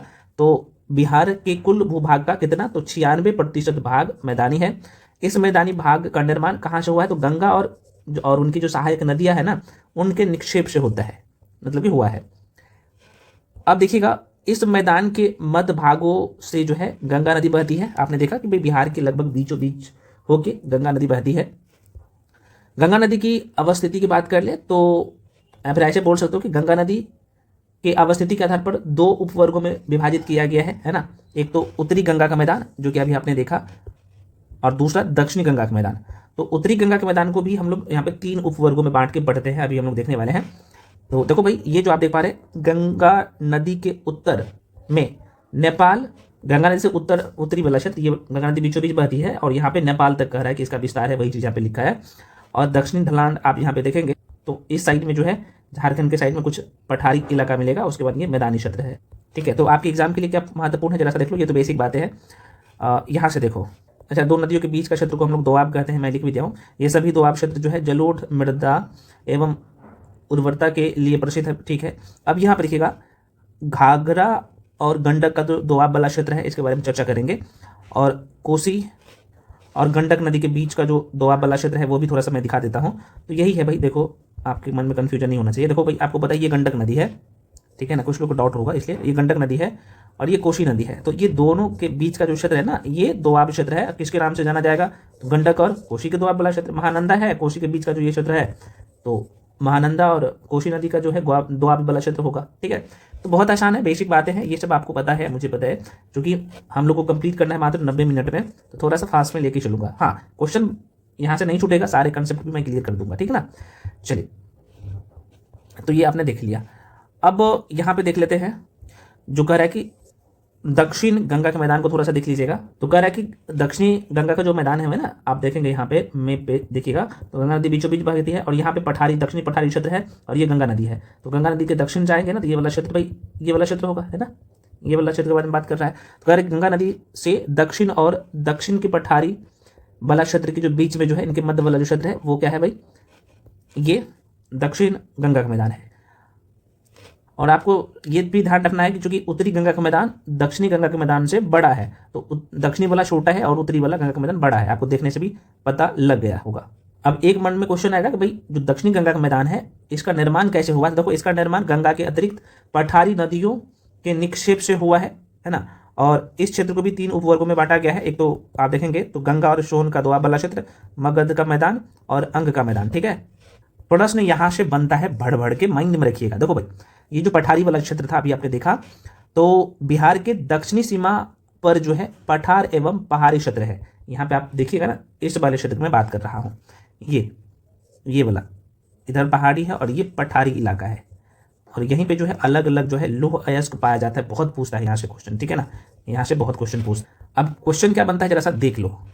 तो कह रहा है कि ये जो धारवाड़ क्रम की जो चट्टान है, किस जिला में, बिहार के किस जिला में फैला हुआ है, बहुत पूछता है। ध्यान रखना, ये रट लेना है धारवाड़ की चट्टानें, है ना। तो आप देखेंगे फ्रेंड्स, तो यह जो है धारवाड़ क्रम की चट्टानें मुंगेर, जमुई, नवादा और गया जिला में फैला हुआ है। मैं थोड़ा सा मैप पे दिखा देता हूँ। यहाँ से शुरू हो जाता है धारवाड़ की चट्टानें, ठीक है ना, ये वाला क्षेत्र के बारे में बात हो रही है, ध्यान रखिए। और एक प्रश्न पूछता है कि जो विंध्यक्रम की चट्टानें हैं, ये वाला है ना, जो विंध्यक्रम की चट्टानें ये बिहार के कौन से जिला में है? तो कैमूर और रोहतास में फैला हुआ है। तो यहाँ से प्रश्न पूछता है कि पायराइट जो है ना, पायराइट जो है कहाँ पे पाया जाता है, कौन से क्रम की चट्टाने पे? तो मैं थोड़ा सा यहाँ पे मैप से ही बता देता हूँ। ये जो आप देख पा रहे हो ना, रोहतास में जो फैला हुआ है ना भाई, रोहतास और कैमूर में, है ना। कौन सा चट्टान है भाई, कितने लोग बता सकते हो? तो आप कहिएगा सर अभी तो आपने बता दिया कि यह जो है विंध्यक्रम की चट्टान, यहाँ पे लिख देता हूँ, ठीक है ना। ये ध्यान रख लीजिएगा ना, विंध्यक्रम की चट्टान है। और यहीं पे क्या पाया जाता है भाई? पाइराइट, है ना, चूना पत्थर, यहाँ पे लिख देता हूँ, है ना, गलती मत करिएगा, ये सब पूछता है। चूना पत्थर, है ना, चूना पत्थर। और दूसरा जो पाइराइट बहुत पूछता है, पाइराइट। पूरे भारत में सबसे ज़्यादा पायराइट यहीं पे पाया जाता है ना। तो ये इसी क्रम के चट्टान में, विंध्यक्रम की चट्टान। और ये रोहतास जिला ऑप्शन देता है आपको, रोहतास में। उसके बाद अगला क्वेश्चन यहाँ से एक और पूछ देता है आपको, मैं यहाँ पे बता देता हूँ। यहीं पे ये जो है क्वार्टजाइट जो है कौन से क्रम के चट्टान में पाया जाता है? ध्यान रखिएगा, क्वार्टजाइट जो है कौन से क्रम के चट्टान में पाया जाता है? तो यह जो है, तो आप कहिएगा सर ये धारवार क्रम के चट्टान। ये कौन सा क्रम का चट्टान है? ये ध्यान रखना ना, धारवार क्रम के, धारवार चट्टान में ये पाया जाता है। और इसमें कौन कौन सा जिला है? तो ये क्रम थोड़ा सा ध्यान रखना। तो जैसे धारवार क्रम में कौन कौन सा जिला आता है? देखो भाई यहाँ पे मुंगेर, जमुई, नवादा, गया, ये सब आ जाता है विंध्य क्रम के चट्टान में, या विंध्य चट्टान में कैमूर और रोहतास। ध्यान रखना, ये बहुत पूछता है, घुमा फिरा के पूछता है। बाकी जो काम का चीज़ है यहाँ पे देख लो, मैं लिख दिया हूँ, ठीक है ना। अब यहाँ पे देख लीजिएगा फ्रेंड्स, जैसे उत्तरी गंगा के मैदान में कई मौन या चौर, समझ रहे हो ना, जहाँ पे गौखुर झील का निर्माण होता है, तो ये पाए जाते हैं। दक्षिणी गंगा के मैदान में तटबंध से लगे दक्षिण की ओर गहराई वाले क्षेत्र को टाल कहते हैं। टाल बहुत पूछता है ना, कि टाल किस क्षेत्र को कहा जाता है? उत्तरी गंगा के मैदानी मैदानी क्षेत्र जहाँ पे बाढ़ बहुत ज़्यादा आता है ना, तो उस क्षेत्र में गौखुर झील का निर्माण होता है, मैं आपको बता दिया हूँ, जो कि जिसे है, अब जहाँ पे पानी जमा हो जाता है उसे हम लोग चौर या मौन भी कहते हैं। और उत्तरी गंगा का मैदान जो है आप देखेंगे तो बाढ़ के लिए प्रसिद्ध है और दक्षिणी सुखाड़ के लिए, ये सब तो आपको पता ही है। अब ये जो लाइन है ये भी बहुत पूछता है, यहाँ से क्वेश्चन जरा सा देख लीजिएगा, ठीक है। ये अलग अलग, जैसे धारवार क्रम की चट्टान, विंध्य क्रम की चट्टान, टर्सरी क्वाटरनरी चट्टान, है ना। तो सबसे पुराना कौन है, उसके बाद कौन सा है, उसमें कौन कौन सा जिला आता है? तो धारवार के क्रम की चट्टान में ध्यान रखना, अभी मैं बोला हूं ना, ये प्री कैम्ब्रियन काल का है ना चट्टान है, प्री कैम्ब्रियन, समझ रहे हो ना, जो कि सबसे प्राचीन माना जाता है। ये सबसे प्राचीन होता है धारवार क्रम की चट्टान में, आपको डायग्राम पे दिखा दिया हूँ। इसमें मुंगेर, जमुई, नवादा, गया, राजगीर आता है। ये बहुत पूछता है, वेरी वेरी इंपॉर्टेंट कर लीजिए, ठीक है। ये बिहार में सबसे प्राचीन क्रम की चट्टान यही है, प्री कैम्ब्रियन, जिसे आप बोल सकते हो धारवार क्रम की चट्टान। विंध्य क्रम की चट्टान ये दूसरा सबसे प्राचीन है, जिसे हम लोग प्री कैम्ब्रियन ही कहते हैं। इसमें कैमूर और रोहतास जिला आता है। मैंने आपको बोला कि चूना पत्थर के लिए, है ना, पायराइट के लिए बहुत ही प्रचलित है ये क्षेत्र। दूसरा सबसे प्राचीन है। इसमें सीमेंट उद्योग है ना, यही विंध्य क्रम की चट्टान। चूना पत्थर होगा तो जाहिर सी बात है सीमेंट उद्योग यहीं पे होगा। उसके बाद जो टर्सरी है, ये आप देखेंगे तो टर्सरी वाला क्षेत्र जो ऊपर वाला था, सुमेशर श्रेणी वाला, है ना, तो यह जो है प्लेस्टोसीन क्रम के जो है कह सकते हो कि समय का ये क्षेत्र है। और ये पश्चिमी चंपारण में फैला हुआ था, अभी आपने मैप में देखा, ठीक है ना। और सोमेश्वर पहाड़ी स्थित इसी में है, सोमेश्वर की पहाड़ी इसी क्षेत्र में स्थित है, टर्सरी वाले क्षेत्र में। और सबसे नवीन पहाड़ी यही है ना। क्वाटरनरी की बात कर ले तो ये प्लोस्टीन एवं जो है हीलोसीन समय काल की ये चट्टाने हैं। और गंगा के मैदान इसमें आता है। ये चट्टानी नहीं कहूँगा, ये मैदानी भाग है, आज से बोल सकते हो ये मैदानी भाग है, ठीक है ना। और ये जो मैदानी इलाका है ना, गंगा के मैदानी क्षेत्र, चाहे दक्षिणी गंगा की बात कर लो, मतलब कि दक्षिणी गंगा के मैदान या उत्तरी गंगा के मैदान, तो वो उसमें आ जाता है। तो बस ये सब बहुत ही महत्वपूर्ण है, माइंड में रखिएगा। जितना क्वेश्चन करवा दिया हूँ, क्वेश्चन यहीं से आएगा, इसके बाहर नहीं जाएगा, मैं बार बार कर रहा हूँ फ्रेंड्स। तो अगला चैप्टर है हम लोगों का बिहार की जलवायु। जो चैप्टर है बिहार की जलवायु बहुत ही महत्वपूर्ण है। यहाँ से 4 से 5 क्वेश्चन बनता है और भर भर के पूछा जाता है। पहला क्वेश्चन बनता है कि बिहार की जलवायु कौन सी है, तो ये ध्यान रखना, बिहार की जलवायु जो है ना फ्रेंड्स, यहाँ पे मैं मेंशन करता हूँ, ये आप जो देख पा रहे हो, बिहार की जलवायु कौन सी है, तो यह जो है उपोष्ण कटिबंधीय या फिर कह सकते हो मानसूनी जलवायु है। दोबारा सुनिए, बिहार की जलवायु उपोष्ण कटिबंधीय या मानसूनी जलवायु है बिहार की जलवायु। अब कई बार यहाँ से पूछ देता है ना कि भाई बिहार की जलवायु को प्रभावित करने वाले कौन कौन से कारण हैं, तो अक्षांशीय स्थिति है, उत्तर का जो है हिमालय वाला क्षेत्र है, बंगाल की खाड़ी है, उच्चावच है, मानसून का प्रभाव इत्यादि, ये सब शामिल होता है कि बेसिक बात है। देखो भाई, मैं और डिटेल में नहीं जाऊँगा, बड़ी लंबा वीडियो हो जाएगा, ठीक है। अब डायरेक्टली आ जाते हैं कि चूंकि अलग अलग भूगोल बेता है, तो बिहार के जलवायु को भी ना अलग अलग भागों में बांटा गया है। तो भाई प्रश्न यहाँ से पूछता है ना, यहाँ से कि कोपेनहेगन जो है भूगोल बेता थे, तो इन्होंने जो है उत्तरी बिहार की जलवायु को किस नाम से बोला है, कि इन्होंने नाम दिया CWG, ठीक है बॉस। और इन्होंने दक्षिण बिहार का जो नाम दिया है भूगोलवेता कोपेनहेगन, इसका नाम था कोपेन। तो इन्होंने दक्षिण बिहार को AW से जो है यहाँ पे पुकारा है ना, नाम दे दिया कि भाई AW, बस इतना ध्यान रखना। टीवार्थ के अनुसार इन्होंने उत्तरी बिहार को CAW यहाँ पे बोला और दक्षिणी बिहार को AW बोला। उसके बाद यहाँ पे थॉर्नबेट के अनुसार देखा जाए तो इन्होंने क्या किया कि बिहार के जलवायु को उत्तरी पश्चिमी संकीर्ण वाला जो क्षेत्र है इन्होंने कैपिटल बी और यहाँ पे W से पुकारा, और शेष जो बाकी बिहार था इन्होंने CA और .W आप देख सकते हो। ये बहुत इंपॉर्टेंट है, यहाँ से पूछ सकते हैं, ये वाला आपको ध्यान ही रखना है यहाँ पे कोपेन और टीवार्थ के अनुसार कि बिहार के जो अलग अलग क्षेत्र थे तो कौन कौन से जलवायु क्षेत्र में विभाजित किया और इसका संकेत क्या है, प्रश्न पूछ लेता है यहाँ से। ठीक, अब यहाँ पे ऋतु को थोड़ा सा देख लीजिएगा। तो सामान्यतः बिहार में देखा जाए ना 3 वर्षा ऋतु है ना, मैं मेंशन भी कर दूँ कि बिहार में सामान्यतः 3 ऋतु होती है। ग्रीष्म ऋतु, यहाँ पे ध्यान रखिएगा, ग्रीष्म ऋतु, और इसका टाइम पीरियड जो होता है ये मार्च से लेकर जून के मध्य तक होता है ना।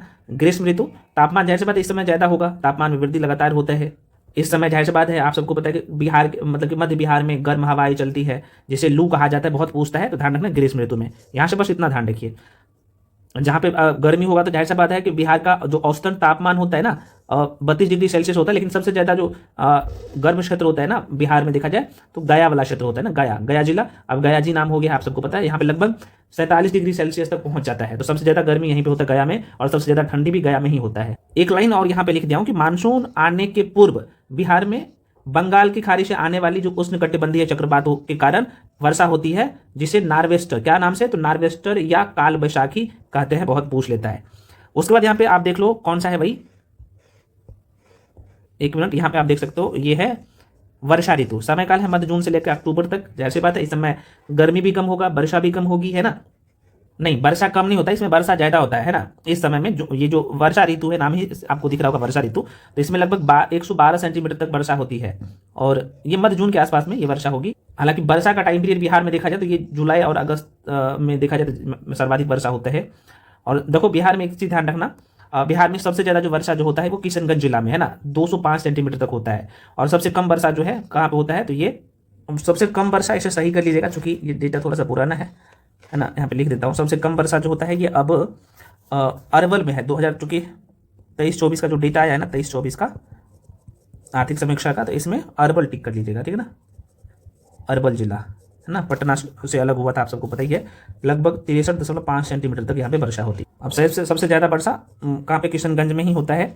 हालांकि ये डाटा जो अभी आया है ये 204.7 है, तो लगभग 5 सेंटीमीटर तो हो ही गया। अब देखो भाई एक लाइन और ध्यान रखिएगा, बिहार में दक्षिणी पश्चिमी मानसून की बंगाल की खाड़ी की शाखा से सर्वाधिक बारिश होती है। बिहार में उत्तरी भाग अधिक वर्षा होती है, ये भी ध्यान रखना, और बिहार के उत्तरी भाग बाढ़ से भी प्रभावित होता रहता है, और दक्षिणी भाग जो है सूखा रहता है, ये सब आप जानते ही है। अगला यहाँ पे देखिएगा भाई शीत ऋतु, अभी जो है कहीं ना कहीं शीत ऋतु ही है ये, चूंकि अक्टूबर से लेकर फरवरी तक शीत ऋतु रहता है। दोबारा सुनिए, शीत ऋतु का जो समय काल होता है, टाइम पीरियड होता है, समय काल होता है अक्टूबर से लेकर फरवरी तक रहता है। क्योंकि मानसून लौटने के साथ साथ बिहार में शीत ऋतु का प्रवेश हो जाता है। तो बिहार में सबसे ज़्यादा ठंडा वही होता जो है, यहाँ पे आप देख लो, दिसंबर और जनवरी में होता है, क्योंकि अभी कड़क ठंड है, आप सबको पता ही होना चाहिए, है ना।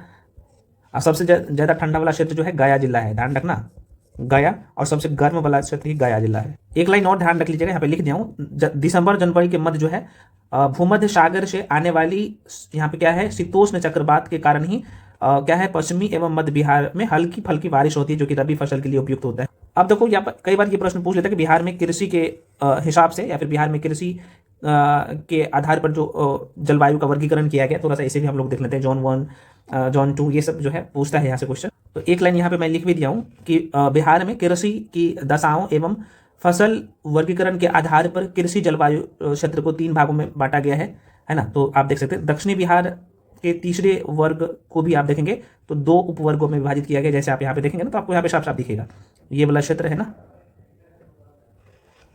तो आप इसे नाम दे सकते हो जॉन 1, है ना। यहाँ पे लिख दूँ क्या, हालांकि मैं लिख दिया हूँ, देख सकते हो इसे जॉन 1 एग्रो क्लाइमेट, जॉन 1 लिख लो ना, जॉन 1 जो है ना, जॉन 1, इसमें खासतौर पे देखेंगे तो कौन कौन सा बिहार का कौन सा क्षेत्र आता है, तो आप एक सर उत्तर पश्चिमी वाला क्षेत्र आएगा, है ना। इसमें जलोढ़ मिट्टी की मात्रा ज़्यादा होगा, यहाँ पे जलोढ़ मिट्टी की प्रधानता होती है, जलोढ़ मिट्टी की प्रधानता होती है। और इस क्षेत्र में सबसे ज़्यादा उत्पादन ना गन्ना का होता है, गन्ना का उत्पादन होता है। ये वाला जो एरिया आप देख पा रहे हैं ये है जॉन 2, है ना, जोन 2 है भाई, जोन 2 में आप देखेंगे तो यहाँ पे किशनगंज जिला है, तो यहाँ पे सबसे ज़्यादा बारिश होगा, जो कि बंगाल की खाड़ी से टकराता है ना भाई, यहाँ पे हवाएं, तो यहीं पे जाके ज़्यादा वर्षा होता है। तो जोन 2 में सबसे ज़्यादा वर्षा होता है, तो ज़्यादा वर्षा होगा तो यहाँ पे फसल भी वर्षा वाले फसल होंगे, खासतौर पर यहाँ पे मक्का, चाय, जूट का ज़्यादा होता है। यहाँ पे कौन सा फसल होता है? मक्का, चाय, जूट, जूट की फसल ज़्यादा हो। जो तीसरा जोन है ना, इसे अब ये थोड़ा सा ध्यान रखिएगा, ये चूंकि जोन 1 था ये, और ये जोन 2 था ना, जोन 2 था, अभी मैं आपको दिखाया ना, जोन 2 था ये, ठीक ना। और ये तीसरा जोन का जोन तीसरा ए है, ठीक है ना, ठीक है। तो क्या, तो जोन तीसरा है, ऐसे बोल सकते हो, ये तीसरा का ए है। तो इस क्षेत्र में क्या होता है? कम बारिश होता है, तो इसमें मोटे अनाज होता है ना, मोटे अनाज होता है। और अगला जो फ्रेंड्स है, ये वाला जो है जोन तीसरा का बी जो है ना, जोन तीसरा का बी जो है, ये वाला क्षेत्र, तो इसमें ये सारे जिला आता है, बक्सर उक्सर सब इसी में आ जाता है, रोहतास, कैमूर। तो चूंकि सोन नदी परियोजना है ना, तो इससे यहाँ पे फायदा हो जाता है, तो यहाँ पे फसल अच्छे हो जाते हैं, तो माइंड में रखिएगा थोड़ा सा, ठीक।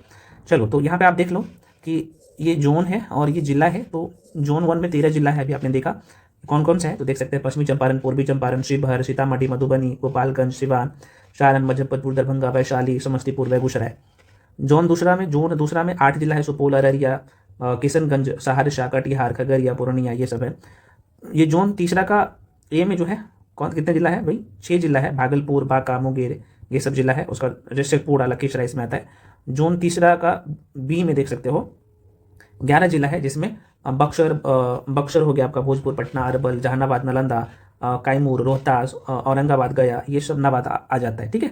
हालांकि मैं एक एक करके एकदम छोड़ा छोड़ा के मेंशन करते, जैसे जोन 1 में देखा जाए तो उत्तरी पश्चिमी क्षेत्र इसमें आता है। तो इसमें इस क्षेत्र में जो वर्षा होता है 104 से लेकर 145 सेंटीमीटर तक, और खादर मिट्टी इस क्षेत्र में पाया जाता है ना। इसमें मुख्य फसलें धान, गेहूँ, अरहर, गन्ना, मक्का होते हैं। जोन दूसरा में ये उत्तरी पश्चिमी वाला क्षेत्र आता है, डायग्राम पे आपने देखा, यहाँ पे वर्षा जो होती है ना 120 से 140 सेंटीमीटर होता है, तो जाहिर सी बात यहाँ पे वर्षा ज़्यादा होगा। आपने देखा अभी किशनगंज वाला क्षेत्र सब है ना, तो जूट, धान, चाय, मक्का का खेती यहाँ पे होता है। अगला जो है यहाँ पे देख सकते हो जोन तीसरा है ना, तो उसमें भी ए और बी कैटेगरी में बांटा गया है। इस क्षेत्र में जोन तीसरा में खासतौर पे दाल की ना फसलें ज़्यादा होती है। अगला चैप्टर है आप लोगों का, आप देख सकते हो, चैप्टर का नाम है बिहार की अपवाह तंत्र। यहाँ से 2 क्वेश्चन कंफर्म रहता है ही आता है, ठीक है। आइए 1 to 1 एक एक करके हम लोग चर्चा कर लेते हैं। ये जो बिहार की अपवाह तंत्र है ना, यहाँ से पूछता है बहुत क्वेश्चन है ना, भर भर के आता है, जरा सा देख लीजिएगा। तो देखो, कह रहे हैं कि बिहार अपवाह तंत्र की दृष्टि से एक समृद्ध राज्य है, जाहिर सी बात है ही। बिहार में मेन नदी गंगा है, लगभग आप देखेंगे तो बिहार के बीचों बीच से होकर बहती है, उनके सहायक नदी है ना, जो कि ये बिहार में नदी तंत्र की बात कर ले तो ये समृद्ध नदियाँ है ना, अलग अलग नदियाँ हैं, पहाड़ से निकलने वाली नदियाँ है ना, हिमालय से निकलने वाली नदियाँ। उसके बाद यहाँ पे पठारी नदियाँ है ना, देखेंगे 1 to 1 करके। तो कह रहे हैं कि अपवाह तंत्र के आधार पर बिहार की नदियों को 2 उपवर्गों में, या फिर 2 वर्गों में, 2 उपवर्ग नहीं कहूँगा, 2 वर्गों में विभाजित किया गया। एक तो हिमालय से निकलने वाली नदियाँ और एक पठारी नदियाँ। इसका क्रम आपको ध्यान रखना है ना, हिमालय से निकलने वाली नदियाँ और पठारी नदियाँ को भी ध्यान रखना है। तो ये डायग्राम को थोड़ा सा, हालांकि यहाँ पे भी आपको दिख रहा होगा, दोनों डायग्राम में मेंशन किया हूँ, आप देख सकते हो। ये गंगा नदी है जो कि बिहार के बीचों बीच होकर बहती है, ये कई बार मैं बता चुका हूँ, ठीक है ना, और ये जाके बंगाल खाड़ी में गिर जाती है। उसके बाद यहाँ पे नेपाल से निकलती है ना, हिमालय से निकलने वाली नदियाँ है ना, अलग अलग नदियाँ, यहाँ पे पठारी नदियाँ होगा, इसको भी हम लोग 1 to 1 करके चर्चा करेंगे। तो आपको यहाँ पे क्या करना है भाई, ठीक है ना, ये नदी आपने देख लिया ना, मैं अभी आपको यहाँ पे दिखाया हूँ ना, इसे पानी में रख लीजिएगा, ये बहुत ही महत्वपूर्ण है, सभी का सभी, एक भी क्वेश्चन नहीं मिस करना है यहाँ से, ठीक है ना। नेपाल से निकलने वाली नदियाँ ये है, हिमालय से, ये पहाड़ी नदियाँ हैं, दक्षिण से उत्तर की तरफ बहती है। तो आइए देखो भाई, ये क्रम आपको याद रखना है, मैं थोड़ा सा याद करवा। देखो भाई, ये गंगा नदी है, अभी आपने देख लिया, जूम कर दो, और लो जूम कर दिया हूँ। देखो ये बिहार का मैप है, मैं थोड़ा सा बिहार का मैप ये है, ऑलरेडी मैं पुनः कर रहा हूँ, नोट्स आपको मिल चुका है, जिनको नहीं मिला है तो कैसे मिल सकता है आप लोग को पता ही है, तो भाई ले लो, रिवीजन कर लेना। बिहार के सारे एग्जाम, इवन बीपीएससी तक का तैयारी हो जाता है। बिहार है, देखो इसको याद कैसे रखना है। देखो भाई, ये गंगा नदी बिहार के बीचों बीच होकर बहती है, मैंने आपको अभी बता दिया हूँ, जैसा देख लो, ये है ना। देखो तो गंगा में जो मिलने वाली नदी है ना, उत्तर की तरफ से घाघरा से शुरू करना है, घाघरा, गंडक, बूढ़ी गंडक, बागमती, कमला, कोसी है ना, उसके बाद महानंदा। ये ध्यान रखना क्रम। देखो घाघरा से गंडक बहुत आसान है, पहले घाघरा शुरू करना, घाघरा से गंडक, गंडक से बूढ़ी गंडक, बूढ़ी गंडक से बागमती, कमला, कोसी और महानंदा। मेचू को छोड़ देना, चाहो तो मेचू को भी थोड़ा सा ध्यान रखना, को ये माइंड में रखिएगा। उसके बाद यहाँ पे ये उत्तर की तरफ से, मतलब कि हिमालय से निकलने वाली नदियाँ, ये सब था, है ना। उसके बाद यहाँ पे दक्षिण मतलब कि पठारी जो नदियाँ है ना, जैसे कर्मनाशा से शुरू करना है, उसके बाद सोन है, पुनपुन है, फाल्गु है, मोहना है ना। उसके बाद यहाँ पे अजाई है, और ये गंगा नदी तो आप सबको पता है, ये तो ढेर से बात है, ये बंगाल की खाड़ी में जाके गिर जाती है। अब यहाँ से क्वेश्चन क्या क्या बनेगा, क्योंकि ये नदियाँ कहाँ पे मिलती है, ये क्रम भी आपको ध्यान रखना है। प्रश्न पूछता है कि इनमें से कौन जो है हिमालय से निकलने वाली नदियाँ हैं, या फिर कौन इसमें से पठारी नदियाँ हैं। तो भाई इधर दक्षिण बिहार की जो नदियाँ हैं ना, ये सब का सब पठारी नदियाँ हैं, और उत्तर बिहार की नदियाँ सब हिमालय से निकलने वाली नदियाँ हैं, ठीक है ना। तो दोनों में क्या फर्क है भाई, यहाँ पे मेंशन भी कर दिया हूँ, देख लो भाई एक बार सर्च करेंगे गाँव से। तो कह रहा है कि जो हिमालय से निकलने वाली नदियाँ हैं, तो इसमें पूरे साल भर पानी होगी, है ना, इसका प्रवाह तेज होगा, ये उत्तर से दक्षिण की तरफ, है ना, उत्तर से दक्षिण की तरफ बहेगी, प्रवाहित होती है, ये बड़े डेल्टा बनाती है, ये जो है मार्ग परिवर्तन और गोखुर झील का निर्माण करेगी, क्योंकि उस नदी में क्या होगा ना, जो उत्तर की तरफ से आती है नदी, है ना, मतलब कि हिमालय से निकलने वाली नदियाँ का प्रवाह तेज होता है, तो ये गोखुर झील का निर्माण करती है। अत्यधिक जो है जल संग्रह होता है, जल उसमें ज़्यादा होता है, बाढ़ जाहिर सी बात उसमें होगा ही, है ना। और अलग अलग नदियाँ है, आपने देख लिया। पठारी नदी की बात कर लो, तो इसमें वर्ष भर जो है पानी नहीं होता है, वर्षा के मौसम में ही पानी होगा, तो वही यहाँ पे मेंशन कर दिया हूँ, ठीक है ना। इसमें कम पानी होती है, ये डेल्टा की निर्माण करती है, ये सीधे गमन करने वाली नदियाँ होता है, बाढ़ की संभावना कम होती है, इसमें सोन, पुनपुन, फाल्गु, अजय, ये सब नदी आता है। इसे जो है कह सकते हो कि ये जो नदियाँ होती है ना, प्रौढ़ अवस्था की नदियाँ होती है ना, इसमें जल कम होगा, तो जैसे बात ये ध्यान रखना कुछ बेसिक। अब यहाँ पे देख लीजिएगा, जैसे गंगा नदी की बात कर लो, है ना, तो गंगा नदी का उद्गम स्थल कहाँ है, तो गंगा नदी जो जहाँ से निकलती है, जहाँ से बनती है, ऐसे उद्गम, जिसका उद्गम होता है, जन्म होता है, तो उत्तराखंड में जो गंगोत्री ग्लेशियर है, आप सबको पता होना चाहिए, वहाँ से निकलती है। और बिहार में जो प्रवेश करती है कहाँ पे, तो भाई आपको ये भी पता होना चाहिए, बिहार में प्रवेश करती है कौन से जिला में, तो बक्सर जिला में प्रवेश करती है ना बिहार में। तो बिहार में कहाँ पे, तो बक्सर जिला में गंगा नदी जो बिहार में जो प्रवेश करते हैं, बक्सर जिला में, ध्यान रखना, बक्सर जिला में प्रवेश कर जाती है, और ये बंगाल की खाड़ी में मिलती है। तो बिहार में इनकी जो टोटल लंबाई है गंगा नदी की 445 किलोमीटर है, ठीक है ना। घाघरा नदी की बात कर लूँ भाई, तो ये कहाँ से भाई, नेपाल तिब्बत वाला क्षेत्र से निकलता है घाघरा नदी, और गंगा में जो मिल जाती है कहाँ, ये बक्सर टिक कर लीजिएगा, है ना, यहाँ पे बक्सर जिला है ना। अच्छा, ये भी प्रश्न पूछता है कि ये जो घाघरा नदी है बिहार में कहाँ पे प्रवेश करती है, तो यहाँ पे लिख लेना सिवान में, है ना, सिवान में प्रवेश करती है, सिवान जिला में बिहार में प्रवेश करती है, और गंगा में सारण जिला में मिल जाती है ना। यहाँ पे जो संगम या मोहना मतलब गंगा में जहाँ पे मिल जाता है ना, तो गंगा में सारण जिला में मिल जाती है, और इनकी टोटल लंबाई 83 किलोमीटर के आसपास में है। गंडक की बात कर लूँ तो ये नेपाल हिमालय से निकलती है, और ये जो बिहार में प्रवेश करती है ना, सोमेश्वर पहाड़ी आपने देखा था अभी कुछ देर पहले, मैंने आपको पढ़ाया था, है ना, सोमेश्वर पहाड़ी कहाँ पे, तो पश्चिमी चंपारण में, तो वहीं पे बिहार में प्रवेश करती है। और गंगा नदी में पहलेजा घाट बहुत पूछता है, पहलेजा घाट के पास जो है आके मिलती है, ठीक है ना, पहलेजा घाट। ये गंडक है, बूढ़ी गंडक मत टिक कर दीजिएगा। अच्छा, ये पहलेजा घाट नहीं देगा ना गंडक नदी का, जो गंगा में जहाँ पे मिलती है, तो यहाँ पे सोनपुर देता है। अब यहाँ पे सोनपुर देता है, जो कि ये सारण जिला में ही आता है ना, सोनपुर के पास, तो ये भी टिक कर सकते हो। बिहार में लंबाई लगभग इसका ये है, ठीक है। बूढ़ी गंडक की बात कर ले, यहाँ पे देख सकते हो, तो ये जो है सोमेश्वर पहाड़ी से इसका उद्गम स्थान है बूढ़ी गंडक का, ठीक है ना। बिहार में जो प्रवेश करती है तो ये पश्चिमी चंपारण जिला में, आपको पता होना चाहिए। और ये बहुत इंपॉर्टेंट है, खगड़िया जिला, आप सबको पता है ना, खगड़िया जिला में आके ना, खगड़िया में गंगा में आके मिल जाती है, बहुत पूछता है, माइंड में रखिएगा, ठीक। और इनकी टोटल लंबाई 420 किलोमीटर लगभग बिहार में है। बागमती की बात कर ली, नेपाल के महाभारत श्रेणी वहाँ से निकलती है, और ये जाहिर सी बात है बागमती कोसी। अच्छा, अगर ये पूछा जाए कि भाई बिहार में कहाँ पे प्रवेश करती है बागमती नदी, तो भाई ये सीतामढ़ी जिला में, है ना, सीतामढ़ी में प्रवेश करती, सीतामढ़ी जिला में जो है बिहार में प्रवेश करती है। और बागमती नदी जो है कोसी नदी में जाके मिल जाती है, ठीक है ना। इनकी 394 किलोमीटर लंबाई है। कमला देख लीजिए, तो कमला नदी भी देखा जाए तो नेपाल के महाभारत श्रेणी से निकलती है, यहाँ पे मैं मेंशन कर दिया हूँ। और ये बिहार के मधुबनी जिला में प्रवेश करती है ना, मधुबनी जिला में प्रवेश करती है, और कोसी नदी में ये भी जाके मिल जाती है। कोसी नदी बहुत इंपॉर्टेंट है, ये ध्यान रखिएगा। कोसी नदी गोसाई स्थान का नाम आपने सुना है ना, तो वहीं से निकलती है, उसका उद्गम स्थान है। लेकिन सुपौल जिला में, सुपौल में जो है ना गंगा में प्रवेश कर, सॉरी बिहार में प्रवेश करती है, गंगा बोल दूँगा, बिहार में प्रवेश करती है, ध्यान रखिएगा, आपको ध्यान रखना है। और ये गंगा में कहाँ पे, तो कुर्सेला जो कटिहार जिला है ना, कुर्सेला जो कटिहार जिला में पड़ता है, कटिहार में, वहीं पे जाके गंगा में मिल जाती है। बहुत पूछता है, वेरी वेरी इंपॉर्टेंट है। 260 किलोमीटर के आसपास में इसकी टोटल लंबाई। उसके बाद ये महानंदा, सबको थोड़ा सा देख लीजिएगा। महानंदा की बात करिए, पश्चिम बंगाल के दार्जिलिंग जिले के पहाड़ी से निकलती है, और गंगा में जो है मालदा में मिल जाती है। 360 किलोमीटर इसकी लंबाई है। कर्मनाशा, ये बहुत, ये भी इंपॉर्टेंट है, कर्मनाशा को ध्यान रखना, ठीक है ना। तो कर्मनाशा विंध्य पहाड़ी से निकलेगी। और ये बिहार में कहाँ पे प्रवेश करते हैं, ये भी बहुत पूछता है कर्मनाशा। तो कैमूर जिला में, है ना, नाम से पता चलता होगा, कैमूर जिला में बिहार में प्रवेश करती है। जो विंध्य पर्वत है वहाँ से निकलती है। और कहाँ पे, गंगा में चौसा, जो कि बक्सर जिला में पड़ता है, आपको पता होना चाहिए। तो बक्सर जिला के चौसा में जाके मिल जाती है गंगा नदी में। ठीक है, इतना ध्यान रखिएगा, आपका काम हो जाएगा। अगला है सोन नदी। अब ये भी बहुत पूछता है क्वेश्चन, क्योंकि ये अमरकंटक की पहाड़ी से निकलता है। ठीक है ना, अमरकंटक की पहाड़ी से सोन नदी निकलता है। ये मध्य प्रदेश में अमरकंटक की पहाड़ी है। और ये पूछा जाए कि भाई जो सोन नदी है बिहार में कहाँ पे प्रवेश करती है, तो रोहतास जिला, रोहतास जिला में बिहार में प्रवेश करती है। अमरकंटक की पहाड़ी से निकलती है। और दानापुर आप सबको पता है पटना जिला में है, तो गंगा में जाके दानापुर में मिल जाती है। बहुत पूछता है।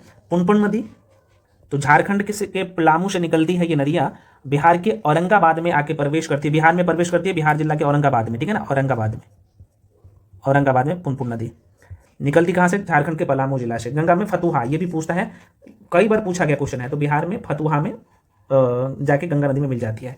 पूछता है कहाँ पे, फाल्गु या निरंजना, ये छोटा नागपुर के पठार से निकलता है, बहुत निकलती है ये नदियाँ, और बिहार के गया जिले में प्रवेश करती है। तो ये तो बेसिक बातें हैं, आपको लोकेशन से भी पता चल गया होगा, आपने देखा होगा तो।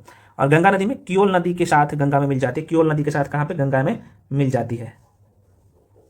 सॉरी, कियोल नहीं होगा, पुनपुन नदी के साथ गंगा में मिलती है, माफी चाहता हूँ, पुनपुन नदी के साथ। उसके बाद अजय की बात कर ले तो ये जमुई जिला उद्गम स्थान है इसका, और गंगा में पश्चिमी बंगाल में जाके मिलती है। किऊल की बात कर ले तो हजारीबाग झारखंड से निकलती है, गंगा में लखीसराय, बहुत वेरी वेरी। अच्छा, बिहार में किऊल नदी प्रवेश कहाँ पे करती है, किस जिला में, ये भी पूछता है। तो ध्यान रखना, जमुई जिला में, है ना, बिहार में जमुई जिला में प्रवेश करती है। हजारीबाग झारखंड से निकलती है, गंगा में जाके लखीसराय के पास गंगा मिल जाती है। अजय नदी की बात कर ले तो इसका उद्गम स्थान देवघर झारखंड से है। अच्छा, अजय नदियाँ जो है बिहार में कहाँ पे प्रवेश करती है, ये भी पूछा जा सकता है। आप लोग कमेंट सेक्शन में कमेंट करके बताइएगा। हाँ, जमुई में, ठीक, बिल्कुल, जमुई जिला में ही बिहार में प्रवेश करती है। उद्गम स्थान है देवघर झारखंड में। और भागीरथी नदी, भागीरथी नहीं होगा, इसे सही कर लेना, ठीक है ना, ये पश्चिम बंगाल में जाके, है ना, ये वेस्ट बंगाल में जाके गंगा में मिल जाते हैं, पश्चिम बंगाल में। तो ये थोड़ा सा डेटा माइंड में रखिएगा, काम हो जाएगा। अब गंगा नदी के बारे में कुछ बेसिक बातें। उत्तराखंड के गंगोत्री ग्लेशियर से निकलती है। टोटल लंबाई भारत में 2525 किलोमीटर, बिहार में 442 किलोमीटर। तो ये अलग अलग पॉइंट्स हैं, आपको पता होना चाहिए।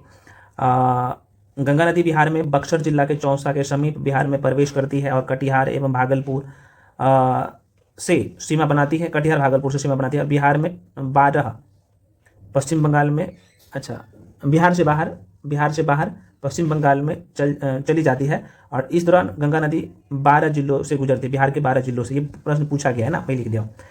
गंगा नदी बिहार में सर्वाधिक लंबा, गंगा नदी की सबसे ज़्यादा लंबाई जो है कहाँ पे, तो बिहार के पटना में, है ना, पटना जिला में सबसे ज़्यादा लंबा पटना में है, पटना जिला में वही है। गंगा नदी की सहायक नदी है, आपने देखा, घाघरा, गंडक, कोटी गंडक, कोसी, सोन, पुनपुन, ये सारी नदियाँ हैं, अभी आपने देखा। गंगा नदी बांग्लादेश में गंगा नदी को पद्मा के नाम से जाना जाता है, और यह अंततः बंगाल की खाड़ी में जाके गिरती है। गंडक नदी के बारे में थोड़ा सा देख लीजिएगा। अच्छा, ये क्वेश्चन बहुत पूछता है। तो गंडक नदी को नारायणी, मैदानी भाग में नारायणी के नाम से जाना जाता है, और इसका अलग अलग और नाम है मैदानी भाग में, जैसे सप्तगंडकी, शालिग्रामी। नेपाल में जो है शालिग्रामी के नाम से गंडक को जाना जाता है। ठीक है, ध्यान रखिएगा। और इसी गंडक नदी से गोल गोल जो काले पत्थर होते हैं ना, जो जिसे शालिग्राम पत्थर कहते हैं ना, गंडक नदी से ही निकलती है, इसलिए नेपाल में शालिग्रामी के नाम से इसे जाना जाता है। गंडक नदी की जो सहायक नदियाँ हैं, जैसे काली हो गया, काली गंडक, त्रिशूली, है ना, बूंदी गंडक, ये सब इनकी कुछ सहायक नदियाँ हैं। घाघरा नदी तो मैं आपको बताई थी, ये मानसरोवर से निकलती है, मानसरोवर से तिब्बत में के पास मानसरोवर झील है ना, वहाँ से निकलती है। ये बेसिक बातें माइंड में थोड़ा सा रखिएगा। इनका अन्य जो नाम है सरयू है, मैदानी भाग में सरयू के नाम से जानते हैं। गोगरा, करनाली आदि नेपाल में इनका नाम है घाघरा नदी का। इसकी सहायक नदियाँ जो है, जैसे राप्ती है ना, राप्ती है, छोटी गंडक है, शारदा, इनकी भैरी, सेती, इनकी सहायक नदियाँ हैं। बूढ़ी गंडक के बारे में अभी आपने देख ही लिया, आप थोड़ा सा देख लीजिएगा। इसका सहायक नदी जैसे मसान हो गया, वालोर हो गया, त्यूल हो गया, धनौती हो गया, इनकी जो है कुछ इसका जो अन्य नाम है खासतौर पे ऊपरी भाग में, तो सिकरहाना नाम है ऊपरी भाग में, ध्यान रखिएगा थोड़ा सा। बागमती को देख लीजिएगा एक बार ससुरी निगाहों से, हालांकि मैं तो बता ही दिया, देखना क्या, सब कुछ तो बताइए दिया हूँ। बिहार का कोसी नदी की बात करें तो बिहार का शोक कहा जाता है कोसी नदी को। गंगा नदी में प्रवेश करती है कहाँ पे कोसी नदी, तो कटिहार जिला में कुरुशेला के पास। बस यहाँ से इतना ही क्वेश्चन बनता है। हाँ, इनका जो सहायक नदी है ना, जैसे अरुण हो गया, तामोर हो गया, लिखू हो गया, दूध कोशी हो गया, बहुत पूछता है, ताम कोशी हो गया, इंद्रावती हो गया, सुन कोशी हो गया, जितना कोशी लगा होगा ना सब कोसी नदी का सहायक नदी है। अब यहाँ पे देख लीजिएगा थोड़ा सा महानंदा कोट है ना, तो देखो महानंदा की मैं बात कर लूँ तो ये पश्चिम बंगाल के कहाँ से, तो दार्जिलिंग जिले की पहाड़ी से निकलकर किशनगंज, पूर्णिया और कटिहार होते हुए मालदा पश्चिम बंगाल में गंगा में जाके मिल जाती है। ये उत्तर बिहार की सबसे पूर्वी नदियाँ हैं, अभी आपने देख लिया। इनकी सहायक नदी है जैसे पेनोर हो गया, नागर हो गया, बालासर हो गया, मेची, इनकी सहायक नदियाँ हैं। उसके बाद यहाँ पे फ्रेंड्स देखिएगा कर्मनाशा नदी बहुत इंपॉर्टेंट है, जो अपवित्र नदी के नाम से जाना जाता है कर्मनाशा को। यहाँ पे आप देखेंगे तो इनकी उत्पत्ति विंध्य पहाड़ी से होती है और यह बिहार एवं उत्तर प्रदेश की सीमा निर्धारण करती है। बहुत इंपॉर्टेंट है कर्मनाशा नदी, है ना। और ये खासतौर पे बक्सर चौसा में गंगा नदी में, बक्सर जिला के चौसा में आके गंगा नदी में मिल जाती है ना। दक्षिण बिहार की सबसे पश्चिमी नदियाँ यही है। उसके बाद यहाँ पे बात कर ले सोन नदी, तो डेहरी बांध से बहुत बार क्वेश्चन पूछा गया, आपको पता होना चाहिए। तो डेहरी बांध जो है इसी सोन नदी पर है। इंद्रापुरी बैरेज जो है रोहतास जिला में इसी बांध पर है। वान सागर बांध मध्य प्रदेश में इसी नदी सोन नदी पर है। और ये अमरकंटक की पहाड़ी से निकलती है ना, आप सबको पता है। अमरकंटक की जो मैकाल श्रेणी ना, वहाँ से निकलती है। ये बिहार में रोहतास जिला में आके प्रवेश करती है। गंगा की मैं बात करूँ तो गंगा का सबसे बड़ी सहायक नदी यमुना है। उसके बाद दूसरी सबसे सहायक नदी वही है, क्या नाम है इसका, सोन नदी। तो यहाँ पे लिख भी दिया हूँ कि भाई यमुना के बाद गंगा की दूसरी सबसे जो सहायक नदियाँ है ना, ये कौन सा है, तो सोन नदी है। पूछता है बहुत। इसकी प्रमुख नदी है जैसे रिहंद हो गया, कन्हार हो गया, उत्तरी कोयल हो गया, इनकी प्रमुख सहायक नदी है। पुनपुन नदी से जो मैं बता दिया हूँ वही चीज़ें हैं अभी कुछ देर पहले, बस इसको ध्यान रख लेना। अच्छा, एक जो फाल्गु नदी की बात, तो इसी फाल्गु नदी पर जो गयाजी डैम है ना, रब्बर डैम जिसे गयाजी डैम कहते हैं, इसी फाल्गु नदी पर है। बहुत इंपॉर्टेंट है, ठीक है ना, तो गलती मत करिएगा।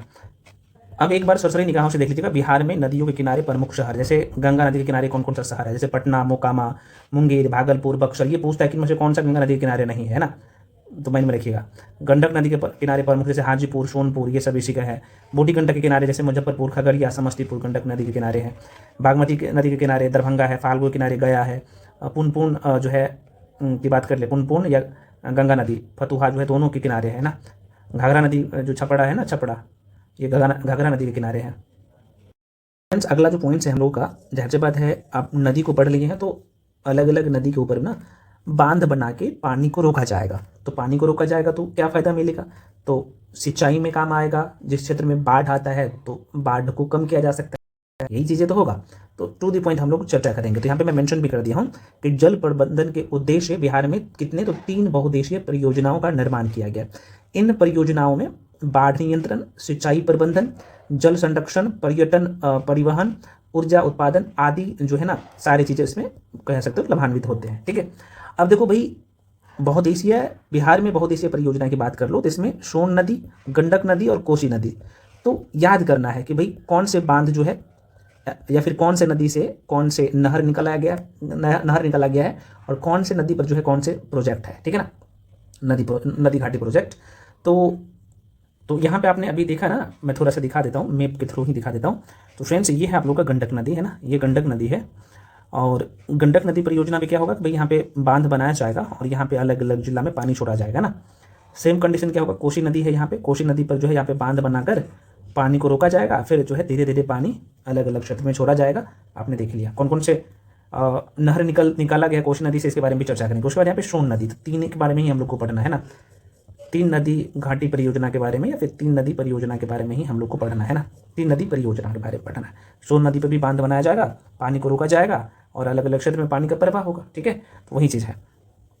तो सबसे पहले यहाँ पे देख लो भाई, सोन नदी से ना, ये रटना याद करना बहुत आसान है। तो सोन नदी घाटी परियोजना से 2 नहर निकाला गया है ना, तो पूर्वी सोन नहर और ये पश्चिमी सोन नहर। तो प्रश्न पूछता है कि सोन नदी से कौन से नहर निकाला गया, तो 2 नहर निकाला गया है, पूर्वी सोन नहर और पश्चिमी। ये तो नाम से ही पता चल रहा होगा कहाँ पे है, तो सोन नदी पर है, ठीक। अब यहाँ से प्रश्न पूछता है कि भाई उसका उद्घाटन कब किया गया था, किसके सहयोग से बनाया गया है सोन नदी घाटी परियोजना, है ना।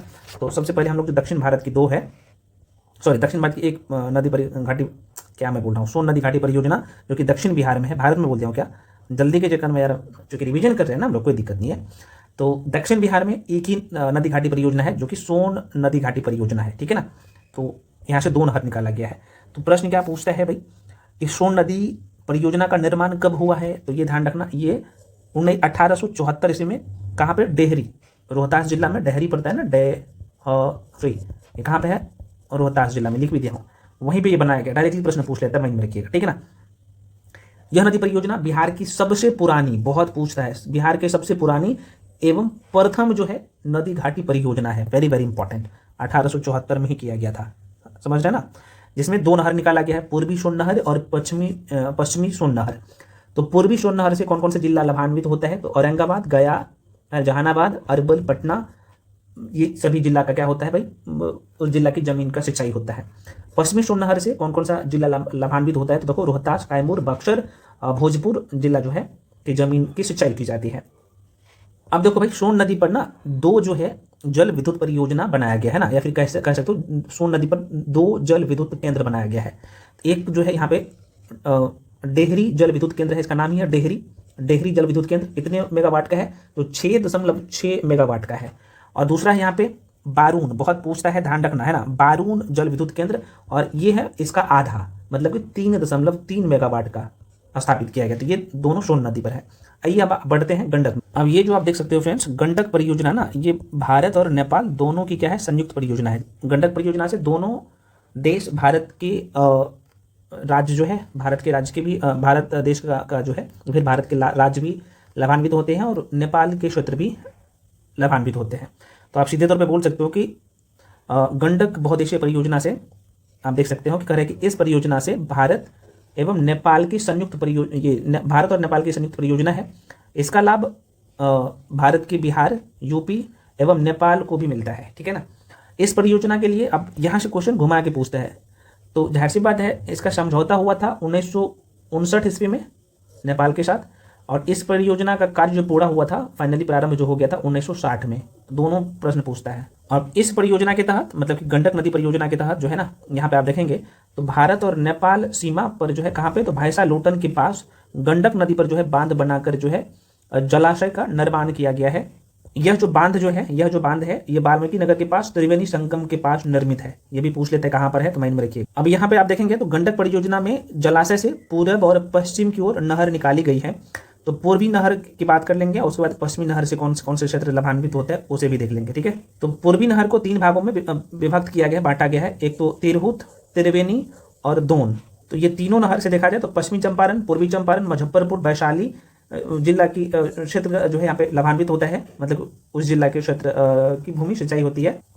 पूर्वी नहर पे ही देखा जाए तो 15 मेगावाट की जल विद्युत केंद्र भी स्थापित किया गया। ये बेसिक बातें हैं। इसी प्रकार की जल विद्युत केंद्र पश्चिमी नहर पर भी बना हुआ है। अब आपके मन में क्वेश्चन आएगा, जो पश्चिमी नहर जो निकाला गया है यहाँ से, तो इससे कौन कौन से जिला लाभान्वित होता है, मन में तो क्वेश्चन आएगा। तो देखो खासतौर पर ये यूपी का भी क्षेत्र इससे लाभान्वित होता है। यूपी का अलग अलग जिला है ना, उत्तर प्रदेश का जैसे गोरखपुर, देवरिया, बिहार का जो है यहाँ पे सिवान, सारण, है ना, ये जिला लाभान्वित होगा, ठीक है, ध्यान रखिएगा। अब आइए बढ़ जाते हैं यहाँ पे कोसी बहुउद्देशीय परियोजना या नदी घाटी परियोजना। देखो भाई, कोसी परियोजना ना, यह भी जो है क्या है, भारत और नेपाल की संयुक्त परियोजना है। इसकी स्थापना 1953 में हुआ था और ये 1954 में लागू हो गया था। अब इस परियोजना के बारे में बात कर ले तो इस परियोजना के तहत कहाँ पे, तो हनुमान नगर बांध बनाकर नेपाल में जलाशय का निर्माण किया गया। तो नाम जरूर सुना होगा, हनुमान नगर बांध, ठीक है ना। इस परियोजना का देखा जाए, कोसी परियोजना का, तो 1965 में पूर्ण रूप से ये तैयार हो गया था। कोसी परियोजना पर जो है निर्मित, या फिर कोसी पर निर्मित जलाशय से पूर्व एवं पश्चिम, ध्यान रखिएगा, पूर्व एवं पश्चिम की ओर नहर का निर्माण किया गया। जो पूर्वी नहर का जो निर्माण किया गया, इससे बिहार के अररिया, सुपौल, पूर्णिया जिला की भूमि सिंचाई होती है। पश्चिमी नहर से देखा जाए तो दरभंगा, मधुबनी, सुपौल, उसके बाद यहाँ पे बेगूसराय की जो है यहाँ पे भूमि सिंचाई की जाती है। अब देखो भाई, यहाँ पे मैं ट्रिक से रटवा देता हूँ। देखो जो जलप्रपात है ना, तो एक तो ध्यान रखना, रोहतास में कौन कौन सा है, ये बहुत पूछता है ना, रोहतास में कौन कौन सा है। तो रोहतास में देखो, एक तो दुर्गावती हो गया, ये सबसे ऊंचा जलप्रपात है दुर्गावती रोहतास जिला में, ठीक है ना। ये जलप्रपात मैं बता रहा हूँ, बिहार के जलप्रपात है ना। उसके बाद यहाँ पे रोहतास के सासाराम में धुआं कुंड है ना। उसके बाद सासाराम में ही जो है क्या है भाई, ये मंझर कुंड है, धुआं कुंड, मंझर कुंड। एक रोहतास में और है, यहाँ पे लिख देता हूँ, तुतला भवानी, लिखना यहाँ पे नहीं लिखा है, तुतला भवानी जलप्रपात, ठीक है। और रोहतास में एक और है कशीश, यहाँ पे लिख देता हूँ, कशीश जलप्रपात। तो रोहतास में कितना है, कौन सा, दुर्गावती, धुआं कुंड, मंझर कुंड, तुतला भवानी है, तुतला भवानी और कशीश जलप्रपात। ये 5 कहाँ पे है, रोहतास में है। कोकलत आप सबको पता है, नवादा का प्रसिद्ध है ये। हालांकि भोजपुर वाला जो जीआर कुंड है ना, ये जीआर कुंड है, नहीं पूछता है, माइंड में रख लीजिएगा। भोजपुर में तेलर कुंड बहुत पूछता है, तेलर। देखो दोनों में कुंड है, यहाँ पे भी है धुआं कुंड है ना, धुआं कुंड है और मंझर कुंड है, ये रोहतास में। लेकिन तेलर जो कुंड है ना, तेलर कुंड है ना, तेलर कुंड कहाँ पे है मेरे भाई, तो यह कैमूर में है, कैमूर जिला में। कैमूर है, रोहतास और कैमूर सट्टा हुआ जिला है ना, तो तैलर कुंड कहाँ पे है, तो यहाँ पे है। उसके बाद यहाँ पे कैमूर में एक और है करकटगढ़, यहीं पे लिख लो, कैमूर में ही एक है करकटगढ़ है ना, तो ये भी कैमूर में ही है जलप्रपात। तो जलप्रपात की कहानी खत्म। अब यहाँ पे बिहार के प्रमुख झील को थोड़ा सा देख लीजिए। अब जैसे यहाँ पे झील का नाम आपने देखा ना, तो कांवर झील आप सबको पता है कि रामसर सूची में 2020 में शामिल किया गया था। तो आइए एक बार हम लोग सरसरी, तो अच्छा यहाँ से एक क्वेश्चन और अभी पूछा जाएगा है ना। ये डेटा मैं आपको बता रहा हूँ, दिसंबर नहीं, जनवरी 2026 है ना, 2026 में मैं बता रहा हूँ ये डेटा। तो बिहार में टोटल कितने रामसर स्थल है, तो 6 ध्यान रखिएगा है ना, 6 रामसर स्थल है। कौन कौन सा है भाई, एक तो आप सबको पता है कांवर झील है, कांवर झील ये कहाँ पे है, बेगूसराय जिला में है। दूसरा जो है, हालांकि करंट अफेयर्स में मैं पढ़ा दिया हूँ, नागी पक्षी अभ्यारण्य। तीसरा है नकटी पक्षी अभ्यारण्य। चौथा है गोकुल जलाशय है ना, ये बक्सर जिला में है ना, गोकुल जलाशय, यहाँ पे लिख दूँ क्या, गोकुल जलाशय। और पांचवा जो है मेरे भाई उदयपुर झील पश्चिमी चंपारण में है ना, उदयपुर झील ये है, ये भी पश्चिमी चंपारण में। और छठा जो है गोगाबिल झील कटिहार में है, गोगाबिल जो है झील ये कटिहार में है। तो हालांकि गोगाबिल झील जो है नवंबर सबसे लास्ट में जोड़ा गया है, कि नवंबर 2025 में रामसर स्थल में जोड़ा गया। ये छठा जो है रामसर स्थल है बिहार का। उदयपुर झील को देखा जाए तो सितंबर 2025 में जोड़ा गया था, और ये नवंबर 2026 में जोड़ा गया, नवंबर 2025 में गोगाबिल झील को जोड़ा गया। तो प्रेजेंट टाइम में बिहार में कितने हैं, तो 6 जो है रामसर स्थल है। नागी नकटी दोनों जमुई जिला में है ना, जमुई में है, लिख दो क्या, जमुई जिला में। ये तो बेगूसराय में है, बेगूसराय में। गोकुल देखा जाए तो ये बक्सर जिला में है। उदयपुर झील आप सबको पता ही है भाई, उदयपुर कहाँ पे है, तो उदयपुर जो है पश्चिमी चंपारण में है, और गोगाबिल झील जो है ये कटिहार में है। ये थोड़ा सा माइंड में रखिएगा फ्रेंड्स है ना। तो कांवर झील, एक मिनट रुक जाओ, अब देखो कांवर झील जो है भाई बेगूसराय में है, गोगाबिल झील कटिहार ऐसे रामसर स्थल में घोषित कर दिया गया है। कुशेश्वर झील दरभंगा में है, और ये जो है ये घोड़ा कटोरा झील है, ये राजगीर नालंदा में है। अनुपम झील कैमूर में है। सिमरी झील जो है सहरसा में है, आपको पता होना चाहिए। जगतपुर झील जो है भागलपुर में है। मोती झील जो है ये मोतिहारी जो कि पश्चिमी चंपारण में पड़ता है। और जो सरेमन या सरेमान बोल सकते हो, सरेमन ही बोल सकते हो, बेतिया पश्चिमी चंपारण में है। पिपरामन जो है मोतिहारी पश्चिमी चंपारण में। और नागी नकटी तो पक्षी अभ्यारण्य है, आप सबको पता ही होना चाहिए है ना, तो माइंड में रखिएगा सारी चीज़ें।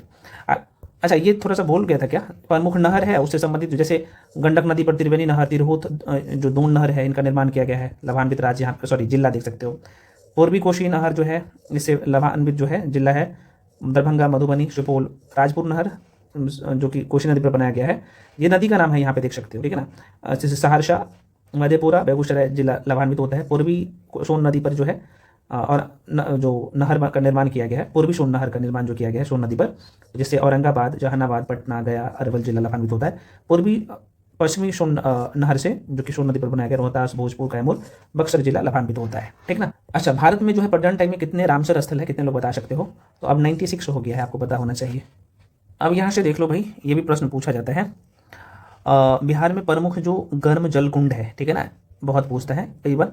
जैसे राजगुर में कौन कौन सा है, तो जैसे ब्राह्मण कुंड हो गया, ये चूंकि ये सबसे बिहार का सबसे गर्म जल कुंड है, नाम से ही पता चलता होगा है ना, ब्रह्मा कुंज है ना।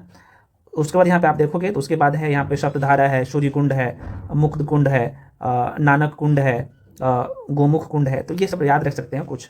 मुंगेर में जो है जैसे लक्ष्मण है, सीता है, रामेश्वर कुंड है, ऋषि कुंड है, जन्म कुंड है, भीम बांध है, श्रृंगार जो है ऋषि कुंड है। उसके बाद यहाँ पे आप देखोगे भरारी कुंड है ना, भरारी है, ये भरारी कुंड है। उसके बाद श्रृंगार ऋषि कुंड है। पंचतर कुंड है, पंचतर कुंड ही है इसका नाम, ये पंचतर कुंड है ना। गया में एक ही है, अग्नि कुंड है। तो ये 2-4 बार प्रैक्टिस करिएगा ना, तो ये माइंड में रहा। अब आइए एक बार हम लोग देखते हैं बिहार की मिट्टियाँ को सरसरी निगाहों से। बिहार की मिट्टी से क्या ध्यान रखना भाई, देख लो जरा सा, है ना। ये तो कोई बेसिक बात है, मिट्टी के अध्ययन को हम लोग पैडोलॉजी कहते हैं ना, मृदा विज्ञान, पैडोलॉजी, यहाँ से एक बार ध्यान रखना। अच्छा प्रत्येक साल जो है ना मृदा दिवस मनाया जाता है 5 दिसंबर को, ये भी ध्यान रख लीजिएगा, 5 दिसंबर को मनाया जाता है। तो बिहार में मिट्टी की बात कर लें तो बिहार में देखा जाए मिट्टी का वर्गीकरण, तो उत्तर बिहार और दक्षिण बिहार के अलग अलग मिट्टी है, ठीक है ना।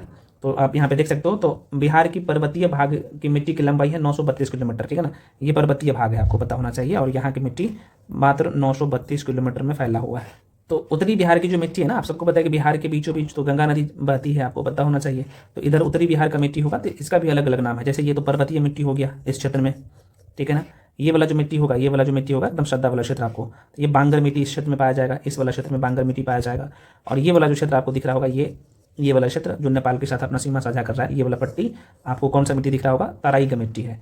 उसके बाद ये जो मिट्टी आपको दिख रहा होगा, ये वाला मिट्टी है ना, बिहार में ये वाला जो मिट्टी आपको दिख रहा होगा, इसे खादर मिट्टी कहते हैं। चूंकि देख सकते हैं नदी के आसपास का क्षेत्र है, ये गंगा नदी के आसपास का क्षेत्र, और गंगा की जो सहायक नदी है ना उसके आसपास का क्षेत्र। खादर मिट्टी मतलब कि नदी के द्वारा जो नया मिट्टी लाया गया है वो खादर मिट्टी होता है।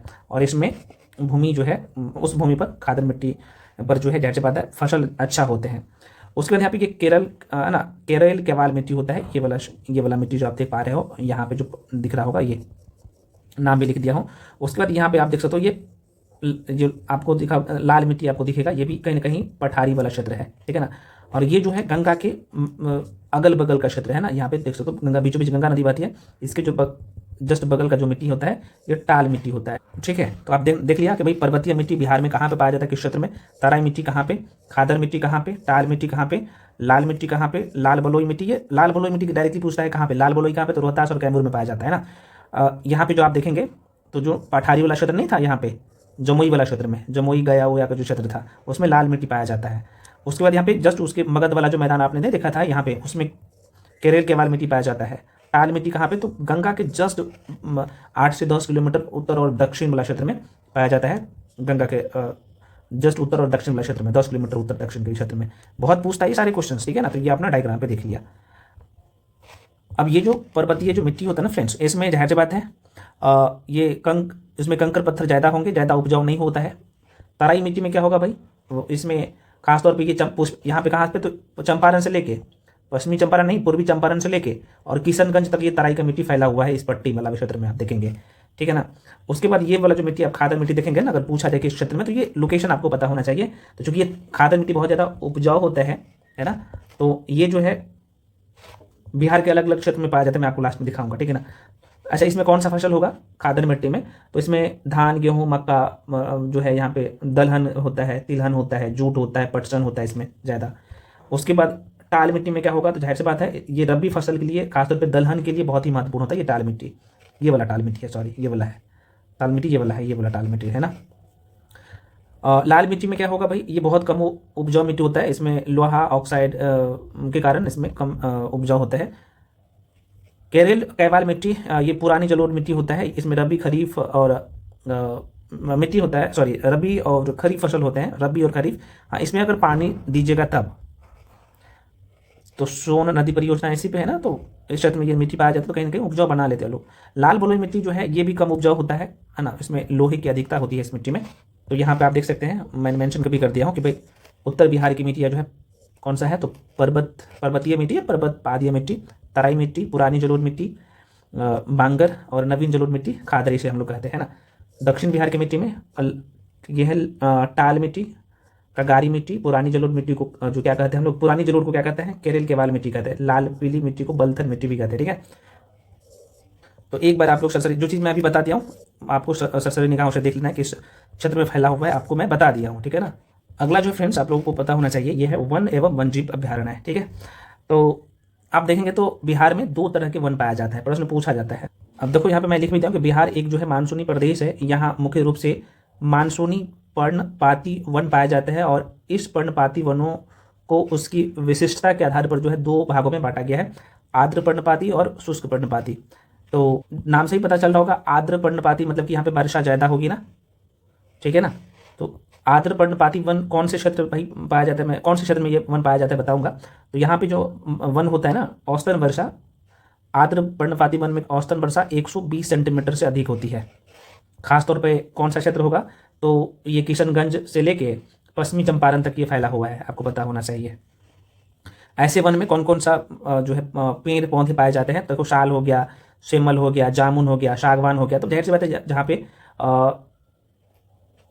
ज़्यादा बारिश होगा तो वैसे पौधा वहाँ पे उगेंगे जिनको पानी की आवश्यकता होती है ना। और इसी वन में आप सबको पता है कि जैसे आपको ये जो सवई घास है ना, हाथी घास है, नरकट है, ये सब पाया जाता है ना। शुष्क पर्णपाती वन में यहाँ पे वर्षा कम होगी, उसके कंपेयर में 120 सेंटीमीटर से कम वर्षा होती है ना। तो और ये कौन सा क्षेत्र में होगा, तो आप कहिएगा सर ये जो दक्षिणी भारत वाला क्षेत्र था वहाँ पे होगा, है ना। खासतौर पे मुंगेर, जमुई, बांका वाला क्षेत्र में होगा। यहाँ के वनों में शीशम ज़्यादा होगा, अमतलास हो गया, शाल हो गया, खैर हो गया, महुआ हो गया, पलास, जामुन, बांस सब का खेती होता है वहाँ पे। अब देखो भाई, अभी आप देखेंगे ना तो बिहार में जो आर्थिक सर्वेक्षण हुआ है ना 2024-25, यहाँ पे लिख देता हूँ, 2024-25 के अनुसार वर्तमान में बिहार में 12 जो है वन्य जीव अभ्यारण्य है। ठीक है ना। आप तो वन्य जीव अभ्यारण्य को थोड़ा सा देख लीजिएगा सरसरी निगाहों से। तो ये जो है वाल्मीकि वन्य जीव अभ्यारण्य पश्चिमी चंपारण में है, ध्यान रखना। भीम बांध जो वन्य जीव अभ्यारण्य मुंगेर में है। गौतम बुद्ध पक्षी बिहार जो है गया जिला में है। इनकी थोड़ा सा लंबाई आप चाहो तो देख सकते हो, है ना। ये सिर्फ ये पूछा जाता है कि ये कहाँ पे है। काबर झील और वन्य जीव अभ्यारण्य बेगूसराय में है। कैमूर नाम से ही पता चल रहा होगा, रोहतास में है। और नागी नकटी पक्षी अभ्यारण्य जमुई में है, जो कि आप सबको पता है नागी नकटी दोनों को रामसर स्थल में शामिल किया गया, नकटी को भी यहाँ पे शामिल कर दिया गया है। पंथ वन्य जीव अभ्यारण्य ये नालंदा में है, आप सबको पता है।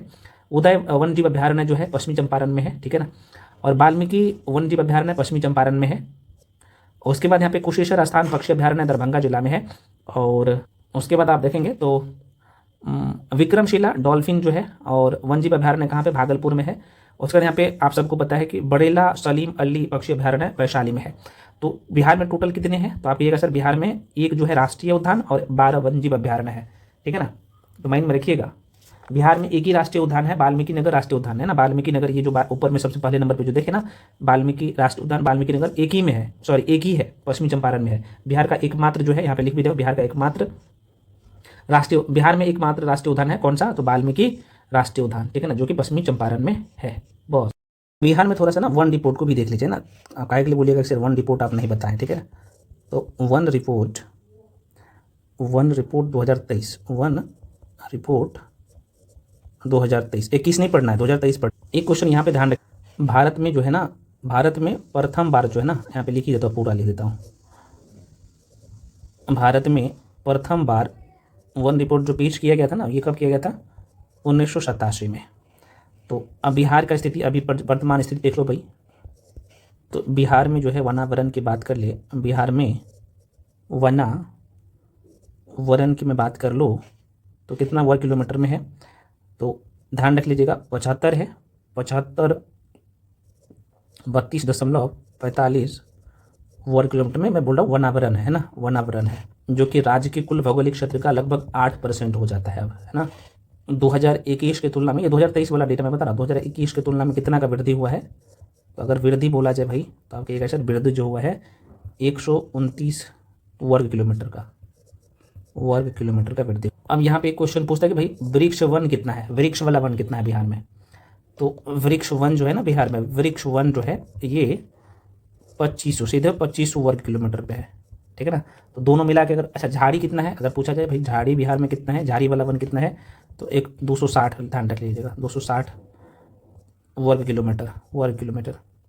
तो तीनों का अगर मिला के जोड़ लीजिएगा ना, 7532, 2500 और 260, तो टोटल जो आ जाता है, टोटल आ जाता है भाई कितना, तो 10,292 वर्ग किलोमीटर। ये डेटा ध्यान रखना, वर्ग किलोमीटर। अब पूछता है कि भाई सबसे ज़्यादा वन किस जिला में है ना, सबसे ज़्यादा क्षेत्रफल में। तो कैमूर में सबसे ज़्यादा है क्षेत्रफल में, कैमूर जिला कितना है भाई, 225.68 वर्ग किलोमीटर है ना। सबसे कम कहाँ पे है भाई, तो सबसे कम जो है किस जिला में है, तो क्षेत्रफल में मैं बात कर रहा हूँ। तो सबसे कम जो बोला जाए, ये सबसे ज़्यादा है, ये सबसे ज़्यादा है। सबसे कम कहाँ पे है मेरे भाई, तो सबसे कम है शेखपुरा में, मात्र कितना है शेखपुरा में, तो 0.82 वर्ग किलोमीटर। अब एक सर क्षेत्रफल में सबसे ज़्यादा कहाँ पे है, तो भाई क्षेत्रफल में तो बता ही दिया कैमूर ना, लेकिन प्रतिशत में भी कैमूर में ही है सबसे ज़्यादा, 30.51% है। और सबसे कम प्रतिशत में कहाँ पे है, तो शेखपुरा में ही है, 0.12%। बस इतना ध्यान रखना, आपकी एग्जाम की जो डिमांड है ना, ये यहीं से पूरा हो जाएगा, इतना ही। अच्छा एक क्वेश्चन और पूछे जा सकते हैं वन से संबंधित। तो सबसे ज़्यादा वृद्धि जो है वन में किस जिला में हुआ है, तो भागलपुर में सबसे ज़्यादा वृद्धि हुआ है ना। भागलपुर में जो है 21 की तुलना में जो 23 में वृद्धि हुआ है, भागलपुर में 33.82 वर्ग किलोमीटर का वृद्धि हुआ है। उसके बाद मधुबनी में हुआ है, उसके बाद बांका में हुआ है। सबसे कम जो वृद्धि हुआ है, जहाँ पे सबसे ज़्यादा वन है, कहाँ पे सबसे ज़्यादा है, तो कैमूर में। तो कैमूर में सबसे कम वृद्धि हुआ है, एक क्वेश्चन और वन से संबंधित पूछा जाएगा भाई बता दो कि सबसे ज़्यादा घने वन किस जिला में है बिहार के। तो सबसे ज़्यादा अगर घना पूछा जाए तो पश्चिमी चंपारण टिक कर दीजिएगा, चंपारण में, क्योंकि पश्चिमी चंपारण में सबसे ज़्यादा घने वन है। तो कितना है, 303.78 वर्ग किलोमीटर प्रति वर्ग किलोमीटर से बोल सकते हो। नहीं, कितना है यहाँ पे, सबसे ज़्यादा घने वन जो है पश्चिमी चंपारण में है 303.78 वर्ग किलोमीटर। खुले वन सबसे ज़्यादा कहाँ पे है, अगर पूछा जाए खुले वन कहाँ पे सबसे ज़्यादा है, तो खुले वन जो है कैमूर में है, सबसे ज़्यादा कैमूर जिला में। थोड़ा सा देख लीजिए जैसे चूना पत्थर में, हालांकि मैं आपको बता ही दिया हूँ चूना पत्थर का उत्पादन जो है बिहार के कौन सा जिला सबसे ज़्यादा करता है चूना पत्थर का। और पहाड़ी पूछा जाए तब तो देखो चूना पत्थर का कैमूर जिला, मैंने आपको बोला कैमूर की पहाड़ी जो कि रोहतास और कैमूर जिला में इनकी प्रधानता सबसे ज़्यादा है। पूछता है प्रश्न, माइंड में रखिएगा।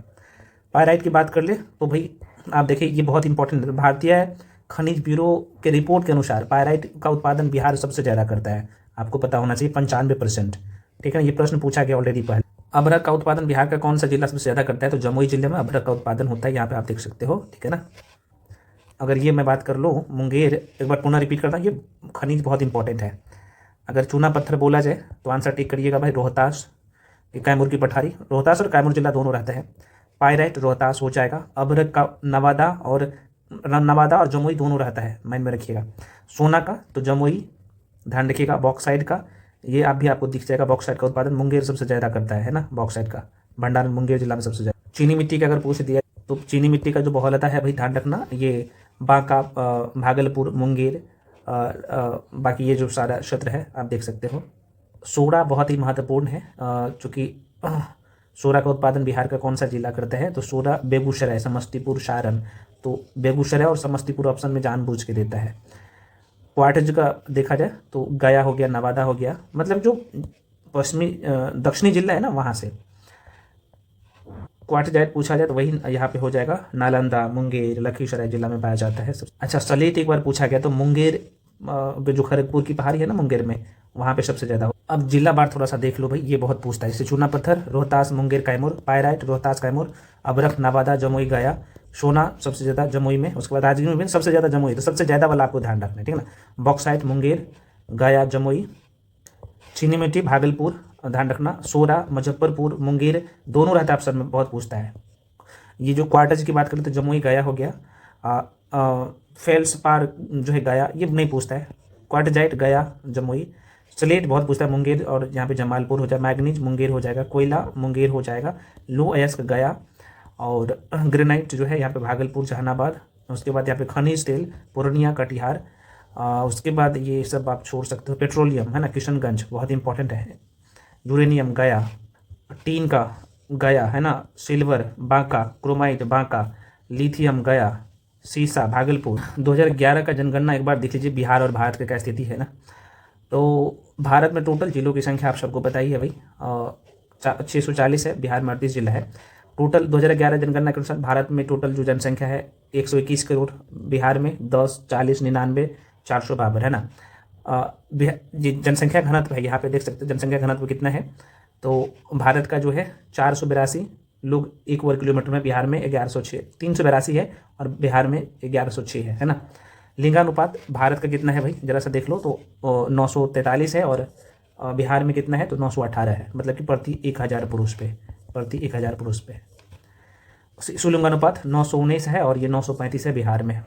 नगरीय जनसंख्या ये जरूरी नहीं है। अब ये वाला आपको ध्यान रखना है, बहुत ही महत्वपूर्ण है।